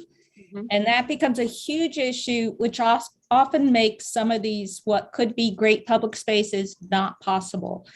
And so I'm just asking, is DOT looking at changing that insurance program? Is the law department working with you on that? Because I doubt that a lot of these small restaurants really can take on the insurance criteria that DOT has been proposing for the street seats throughout the rest of the prior to the pandemic. So I've worked with a lot of businesses regarding their street seats application and then DOT approval process, and they are required to have the insurance component before we grant the approval of a street seat. It's the same mechanism that applies to the restaurants as well. They will have to have this additional component added to the outdoor dining. They will require insurance, yes. Okay, Louisa. Thank you. Okay. I just want to clarify some things. I wrote the small sidewalk cafe text. And also I wrote the portion of the text that took enclosed cafes out and put them under the jurisdiction of consumer affairs. DCP does not and never has enforced sidewalk cafes. The only thing that they did was there was one guy who the application went through him and he just okayed it that it was in an appropriate district. But consumer affairs applications went to them, they regulated it and they enforced it. And people should know that because I keep hearing things about DCP is enforcing it or was enforcing it, or we're waiting for an application to them. Never happened, never was. What is concerning me a great deal is why are we deleting the zoning resolution text before we know what will replace it? That's right. And that to me is very, very important. Now, at the moment, we're under emergency procedures, so perhaps it doesn't matter anyway, but hopefully we are going to be easing out of them. And we do not know what is going to replace it. And by asking us to delete the current zoning resolution text and take all references to current regulations for sidewalk cafes out of the text or out of existence even, we as a community board are also losing our ability to have to comment and review what will eventually be done by DOT in relationship to sidewalk cafes, because we don't know. And we understand that this is a work in progress. This is something new that no one certainly in the city has ever embarked on before. But I think that we want to keep our seat at the table. And therefore, I would not vote on deleting the current text before we know what is going to replace it. Okay. Ethel? Can I respond? Yes, thanks. No, Jose, we're running out of time. Ethel. Okay, I have a brief, very brief, and that is, I completely agree and respect enormously what Louisa just said. I was going to make some of the same points. She made them better, but I think that that is absolutely essential. And it comes back to what I was trying to show when looking at the timeline. I thought, look at it, and a whole bunch of things are going to be eliminated in zoning. You could see it there. It's deliberate. It is not rational. And so that's not the way to do it. I believe that we need change, but this is, excuse me, ass backwards, and even more than that. It is hurting process. It's replacing something that admittedly needs change, and we all want to see it, with something that is rushing and allegedly responding to the extraordinary pandemic, a worthy goal and one that we have to do. But this is wrong to do it this way in the next 2-3 months and make those changes and say, whoa, aren't we engaged in process? And then we continue to have 2 or 3 years working on the emergency. There certainly has to be a more rational way. And of course, there is, not this way. Okay, Mark, can you tell whether there's anybody from the public who wants to? Yes, Erica Overton from Linda Rosenthal's office has her hand up. Shall I And also promote her? Andrew Ritchie. Well, Richard was asking only about the attendees. Obviously, Andrew is there too. Shall I promote her? Yeah. Okay. I think, just a matter of, I think when we're finished with questions or comments from the public, I want to give each member, like 30 seconds to express their views so that we can formulate a resolution. Go ahead. Hey everyone, it's America from Assembly Member Linda Rosenthal's office. My question is, and DOT, or I don't know if DCP has this answer. What is the relationship between DOT and the SLA when approving the cafes and all of that? Will any of that relationship change, or is there less of an SLA role? I guess I'm just trying to figure out how the city and state work together on that. So you know what, I would imagine that SLA will continue to do what they do. I'm sure there's going to be some sort of engagement between all of the agencies involved, whether it's SLA or it's FDNY, as well as the precincts or DOB. I'm sure that SLA will have some input and we will work with them. I mean, at the moment, I wouldn't be able to tell you or give you a sound answer on that. Okay. I just know, I mean, there are meetings happening right now between DOT, SLA, and other city agencies, as part of task force to try to formulate this. So just to add that in there. Okay, got it. Thank you. Andrew had a question. Oh, yeah. So I'm just listening. I'm just, because I've been working on this a lot. So I think a lot of people have some really, really good points. So I guess for the city, so the text amendment essentially is just removing outdoor dining from the zoning resolution. And currently it is in the zoning resolution, and it basically restricts where a restaurant could have outdoor dining, right? So by removing the reference to sidewalk cafes, you are essentially allowing restaurants in areas that are currently, or I should say pre-pandemic, prohibited from having outdoor dining in specific areas to potentially allow them under a future program. Is that accurate? That's accurate. And just careful when we do outdoor. So it's only for the sidewalk cafe. DCP Yes. has no authority on the Correct. program in the street. So really all that we are talking about here is removing the reference to sidewalk cafes, essentially what we know of dining outdoors, so it can be allowed in areas where it is currently restricted. That's really all that the zoning resolution is.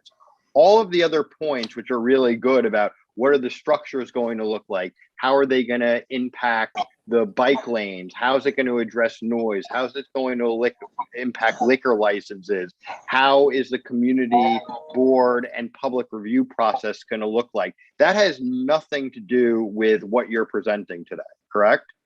That is correct. That is all going to be done through local laws and then agency rulemaking.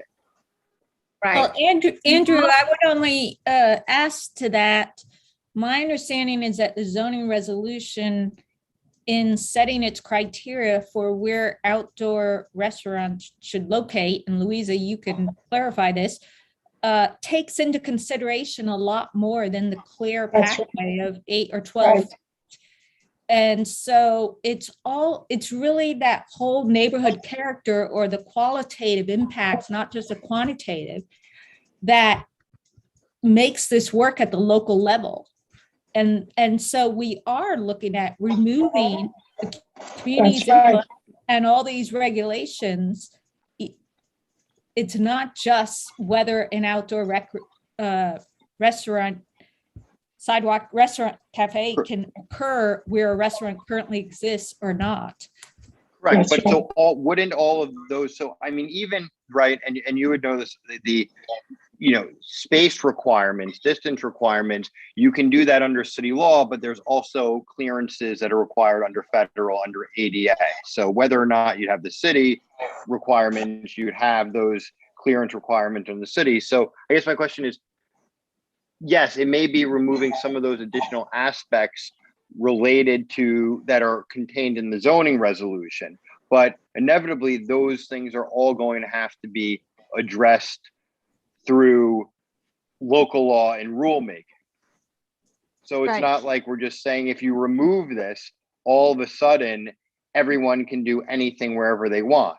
Until the new program is developed and finalized and voted on, you would have to operate under the conditions of this temporary emergency open restaurants program. So even if tomorrow you remove sidewalk cafes / outdoor dining from the zoning resolution, it wouldn't create some whole free-for-all. All the participating restaurants would have to operate under the conditions of the temporary emergency program. And then under that timeline, which was referenced on the slide, the city would be developing new criteria to address all of these issues. And then restaurants would have an opportunity to transition into that program. So I guess my question is, what is the concern that would happen between now restaurants operating under the temporary emergency program and them transitioning into the future program, right? Because they'll probably come back to us when they're developing the future program and say, and we'll also have public hearings, city council will have hearings where we'd be able to comment on all of these additional concerns people have. Andrew, let me if I can. Let me just finish though. The issue is that while this is all going on, we have the emergency pieces in effect. And so for the next 2 years, nobody's coming to BCI and saying, we're going to open up a restaurant, a cafe here. Oh, and the neighbors saying, oh, they're a little too noisy, or, oh, there's a delivery that's happening at this hour that interferes with this. So it's really chaos happening. And we're removing the only regulation that's in place right when we have the administration change. And then we're starting with the clean slate and nobody's regulating anything. Right. So it seems. So, but is the argument then to remove the emergency temporary program now and then just revert back to the traditional pre-pandemic sidewalk cafe? No, it isn't. But why in the world? I'm sorry, but why in the world do you need to remove it now? Why can't it be done as one package? That part of it is removing the zoning that exists now and replacing it with the new DOT regulations. It's one package. Right. Because if it's only DOT, they do not have to come back to the community board. Yeah, Jose, what's the reason for the but they timing? don't have to. Yes. Well, I think, the timeline, that would be helpful. Yes. Why is the timeline? Right. Exactly. So as I mentioned earlier, we were operating under a different timeline that would needed to be expedited because the emergency order was going to expire. And a lot of these businesses were going to be, be left in, not be able to have the restaurant, open restaurants program. That changed when we sent the executive order. But by that point, the ULURP had already been submitted. And once the application is submitted, it has to go through the ULURP process and be completed. The other point that I just wanted to mention here, because it seems very important, and it's not my job to tell any community board how to do the resolutions, but Community Board 5 and 6 added within their resolutions that DOT comes back to develop the program as an outreach process. And we're trying to share this with community boards that are especially, worry about the process of like what's going to happen later on once the program is developed. Is it going to be outreach engagement process with community boards or not? So the more that the community boards ask about this within the resolutions, if they come to the public hearings, the board of president is also adding that type of language within in their resolutions. That's going to be the best for us once we bring it back to the city planning commission for a vote, because we will take that in consideration. And I think that's being the biggest concern to a lot of the community boards. Like what will happen with the program if we just remove this now? And Jose, once the, excuse me, Yeah. Colleen, once there's a vote by city planning to amend the text, what power does city planning have to do anything or to have any impact at all? Well, it will be part of the referral package to city council, which they can amend the text. Well, why isn't it done the other way around? Why doesn't the city council amend the text?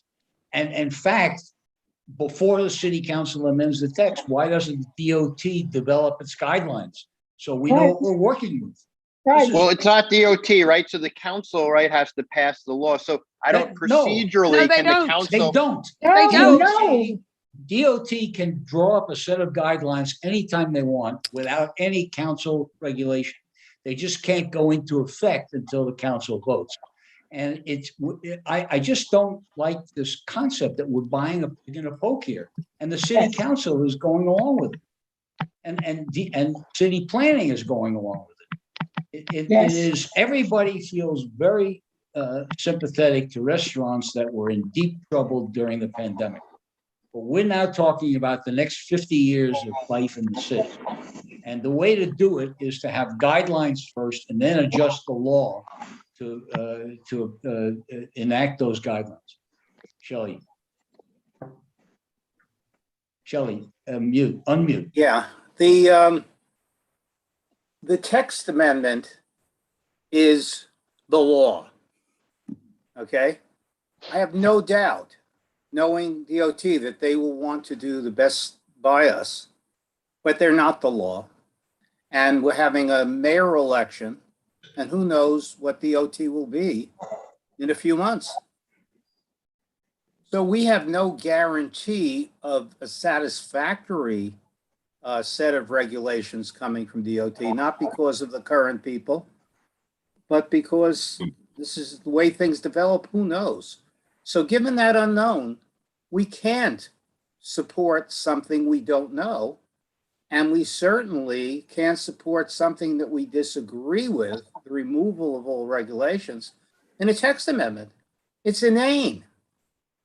And although we're in ULURP, there's been situations where ULURP was withdrawn and initiated all over. Something as important as this needs more deliberation and coordination.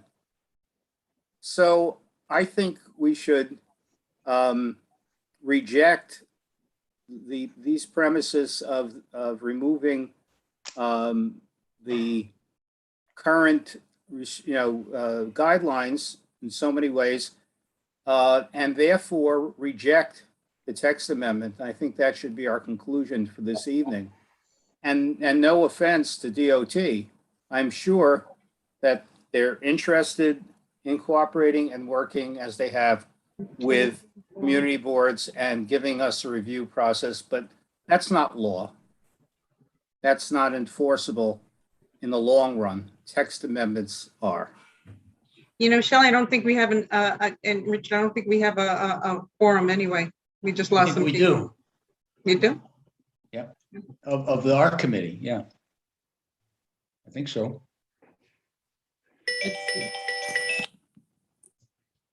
We just need a quorum of one committee.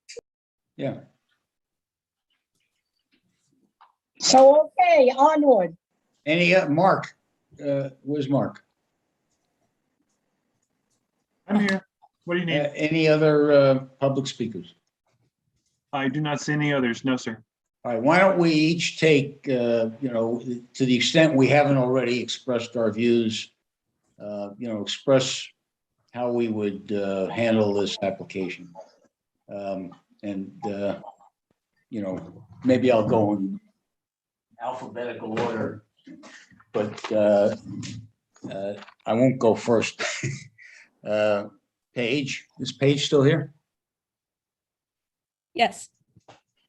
Paige? Yep, I'm here. Can you hear Okay. me? Yep. Yes. All right. Well, here's the dilemma. I've been trying to follow all the debate, but I think we should support both DOT and DCP with a very simple statement that says, we are pleased that they're looking into this and making it a potentially permanent change to the streetscape. And their first ideas are food for thought. And we look forward to reviewing the completed application when it's ready. But right now, we do not want to change any of the current rules and regulations. Let this emergency procedure, whoever it is, and write in there that whoever gets the lollipop and becomes our borough president must support our decision. End of story. And then work with DCP, because I think it's a fabulous addition to our cityscape. I really do. Thanks. Thank you. Louisa, you've spoken, but anything to add? I think everyone knows how I feel about this. I actually like Paige's statement, but I think also we have to stress that this is one process, and that we cannot vote to delete the current zoning until we know what is going to replace it. Okay.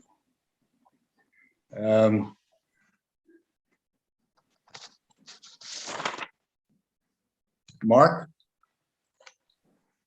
I'm not a member of your committee, but I agree with the sentiment that that's been expressed, that the amendment another way to phrase it might be that it be conditioned on the amendment only taking effect when the other regulations are adopted and duly in place and so forth, however you want to phrase it.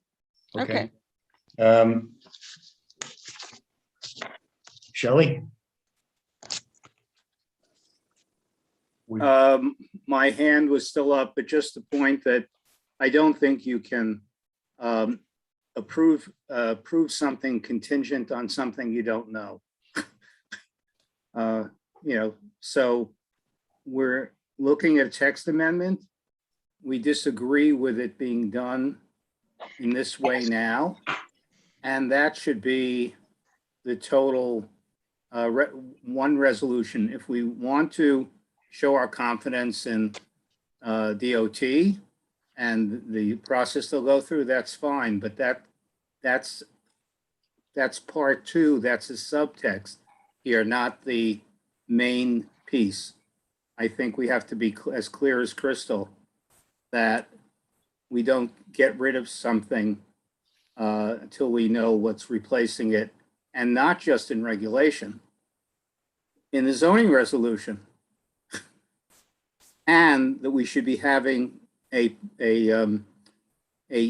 the text amendment, it should talk about the review process, including the community board. Doug? Is Doug still here? I'm here. I'm not on your committee, but I agree with what a lot has already been said about what vast improvement this is going to make to the city, and so I generally support the idea. I understand that we may be doing this slightly out of order. So again, I'm not part of your committee, but as a non-committee member, I would support. I think we should say something to the affirmative so that we can move this forward. Along the lines of what Paige said? Yes, and maybe even expand, and what Mark said too.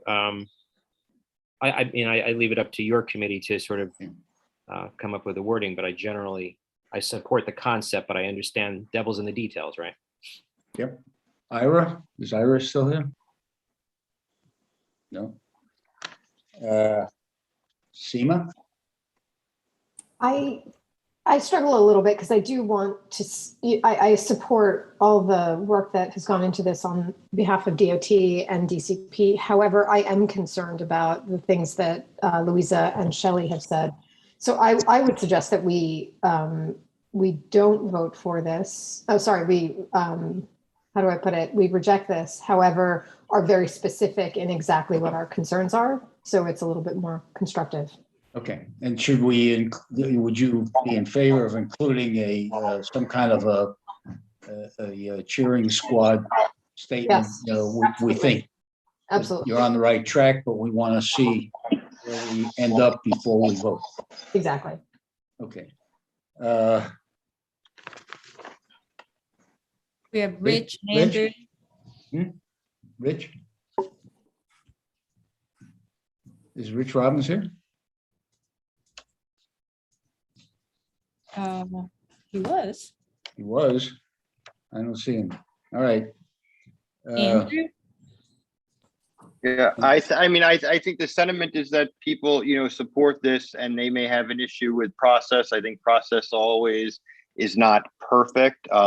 Sidewalk cafes were not always included in the zoning resolution. I believe it's the intent of the council and the administration to create a new program through local law than rulemaking. And I would entrust that would happen. And I think there would be a lot of pressure from community boards and others to ensure that whatever happens after the temporary emergency program would be a thoughtful program. I'm hoping that would go through a legislative and rulemaking process. So I would have no issue with this text amendment. I also respect all my colleagues who would like to see, what a permanent program would look like before voting for this.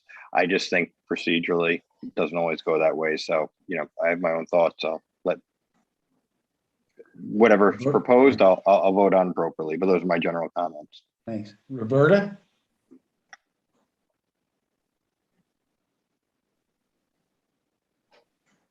Roberta?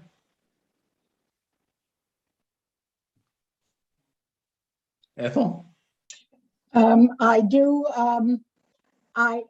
have a little bit of the dilemma of to approve now with conditions or to disapprove. However, I think I would go down on the side of with specificity of what Paige has described. I think the last points made by Shelley, very much that of Louisa. What I think that what we need to do is state that we approve many of the intentions, but what we're being presented with now does not give us or the city enough to have confidence in this particular change. That doesn't mean it cannot occur and should not occur in, let's say, 6 months, but it just is not working now in the form of a text amendment, which, and it's not ULURP, by the way.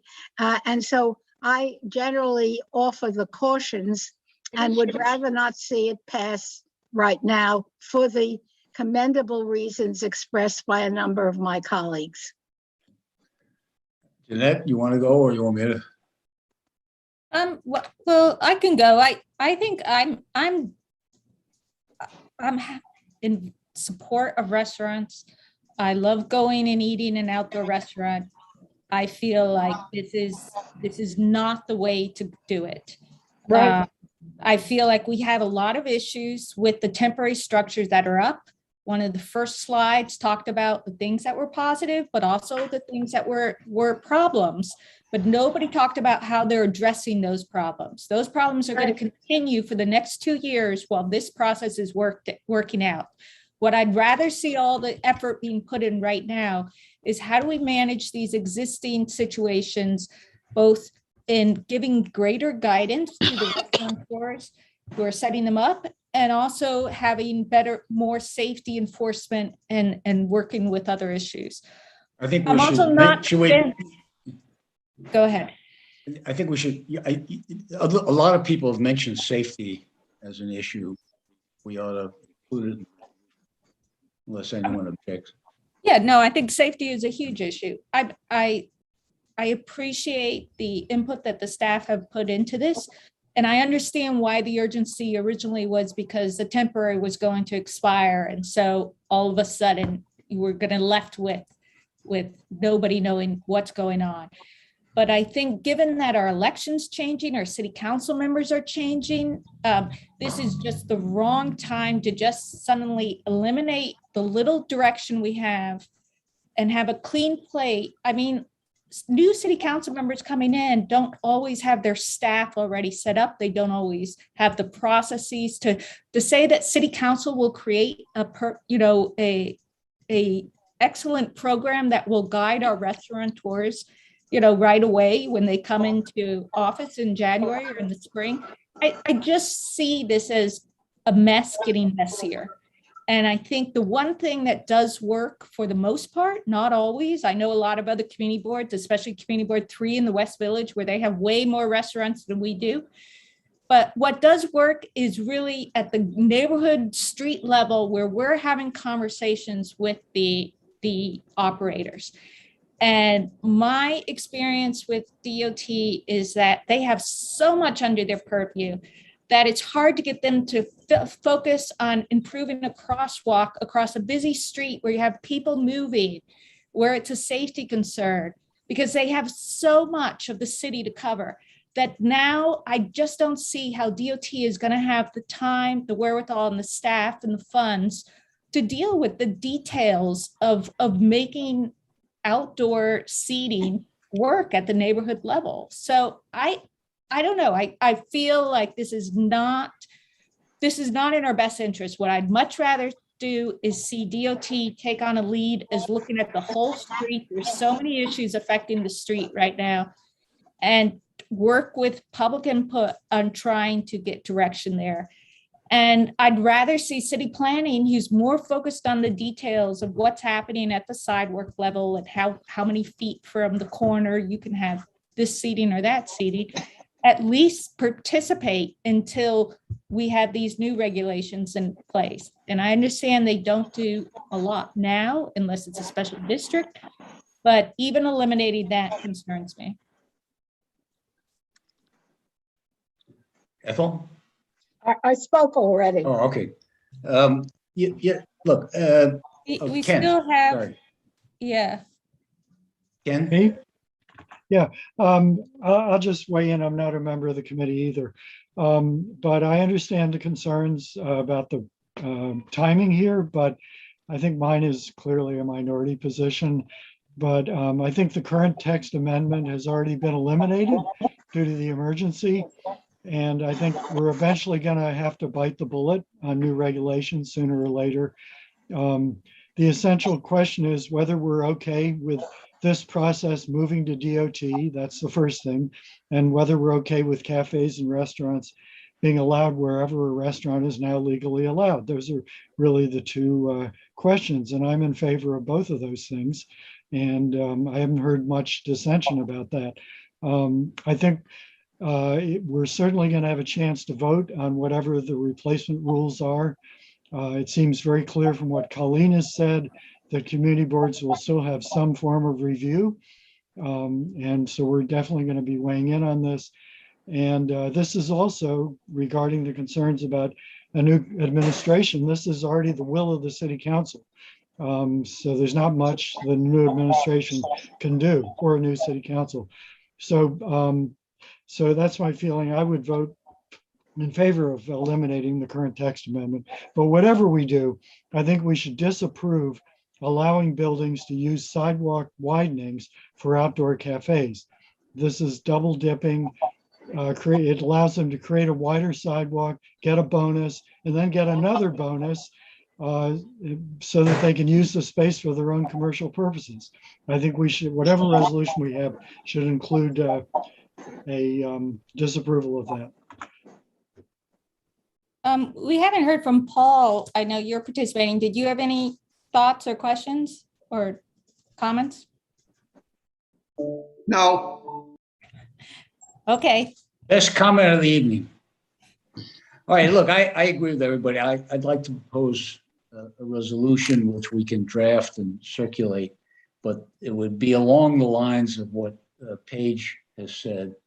And I think we ought to say that the appropriate order of business is for DOP to study the issue, come back with proposed regulations, and then simultaneously have the city council and city planning do what they need to do to enact it.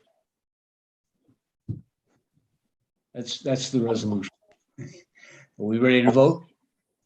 Yes, well, you're going to provide details, but that's. Yeah, I'm gonna circulate as I always do. I'm gonna circulate Right, language. gotcha. That's okay, good.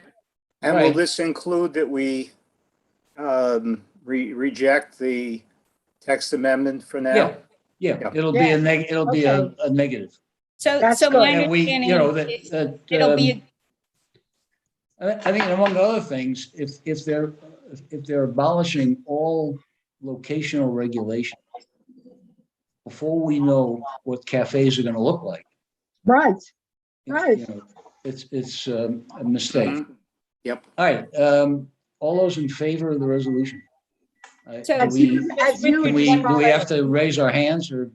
Richard, before Yeah. we vote, Sure. so that's the general sense of it, but then we're going to include all the main statements that criteria that we discussed, Yeah. right? Like the safety and the other issues.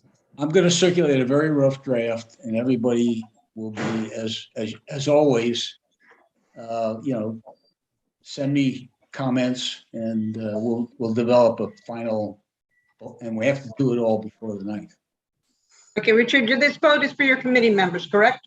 Just this vote is just committee. Then we're going to take a vote for non-committee, not non-committal, but non-committee. Committee members, all those in favor, try raising your hand with the yellow. I don't know. Is that Or 1, 2, 5, 6, 7, 8, 9. Opposed? 7, 8. Wait, I got 8. You got 8? 9? All right, let's start Wait, again. let's count again. I got 9 as well. Okay, 9 it is.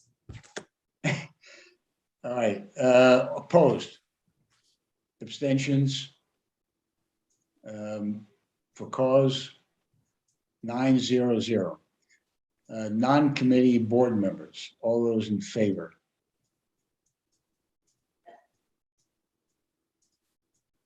One. All those opposed? 1, 2. No. What? I'm sorry? But one thing to keep in mind, we did see this. I heard a no from Paul. We've got 1 from Ken. And I thought there was another. No? All right, 2. The non, and anybody abstaining, non-committee. Abstaining for, are you abstaining, Doug? Linda Alexander's abstaining. I'm So abstaining. 1, 2, All right. 2.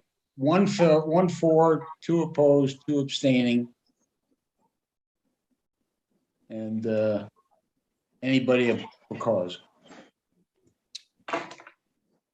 All right, well, that, you know, this was a tough thing to get our arms around. I think everybody's comments on both sides of the issue were right on point. And I want to thank Colleen and Jose. You know, it was you had a tough audience and you handled it very well. Yes, thank you, Colleen and Jose, and we hope to speak to you more about this. Yes, and we will come back. Thank you. You're Wonderful. welcome. Good night, everyone. Night. Thank you, and have a great Memorial Day weekend or Labor Day weekend. All right. Motion to adjourn. All those in favor? All in favor. All those opposed? Okay. All those sustaining with cause. disdaining or abstaining? Okay, people are getting silly. All right. Okay. Okay, That was that just dinner. far Good be night, it from everybody. us to get silly. We Good night. earned it. We Good earned night. it. Yes, Good night. I agree.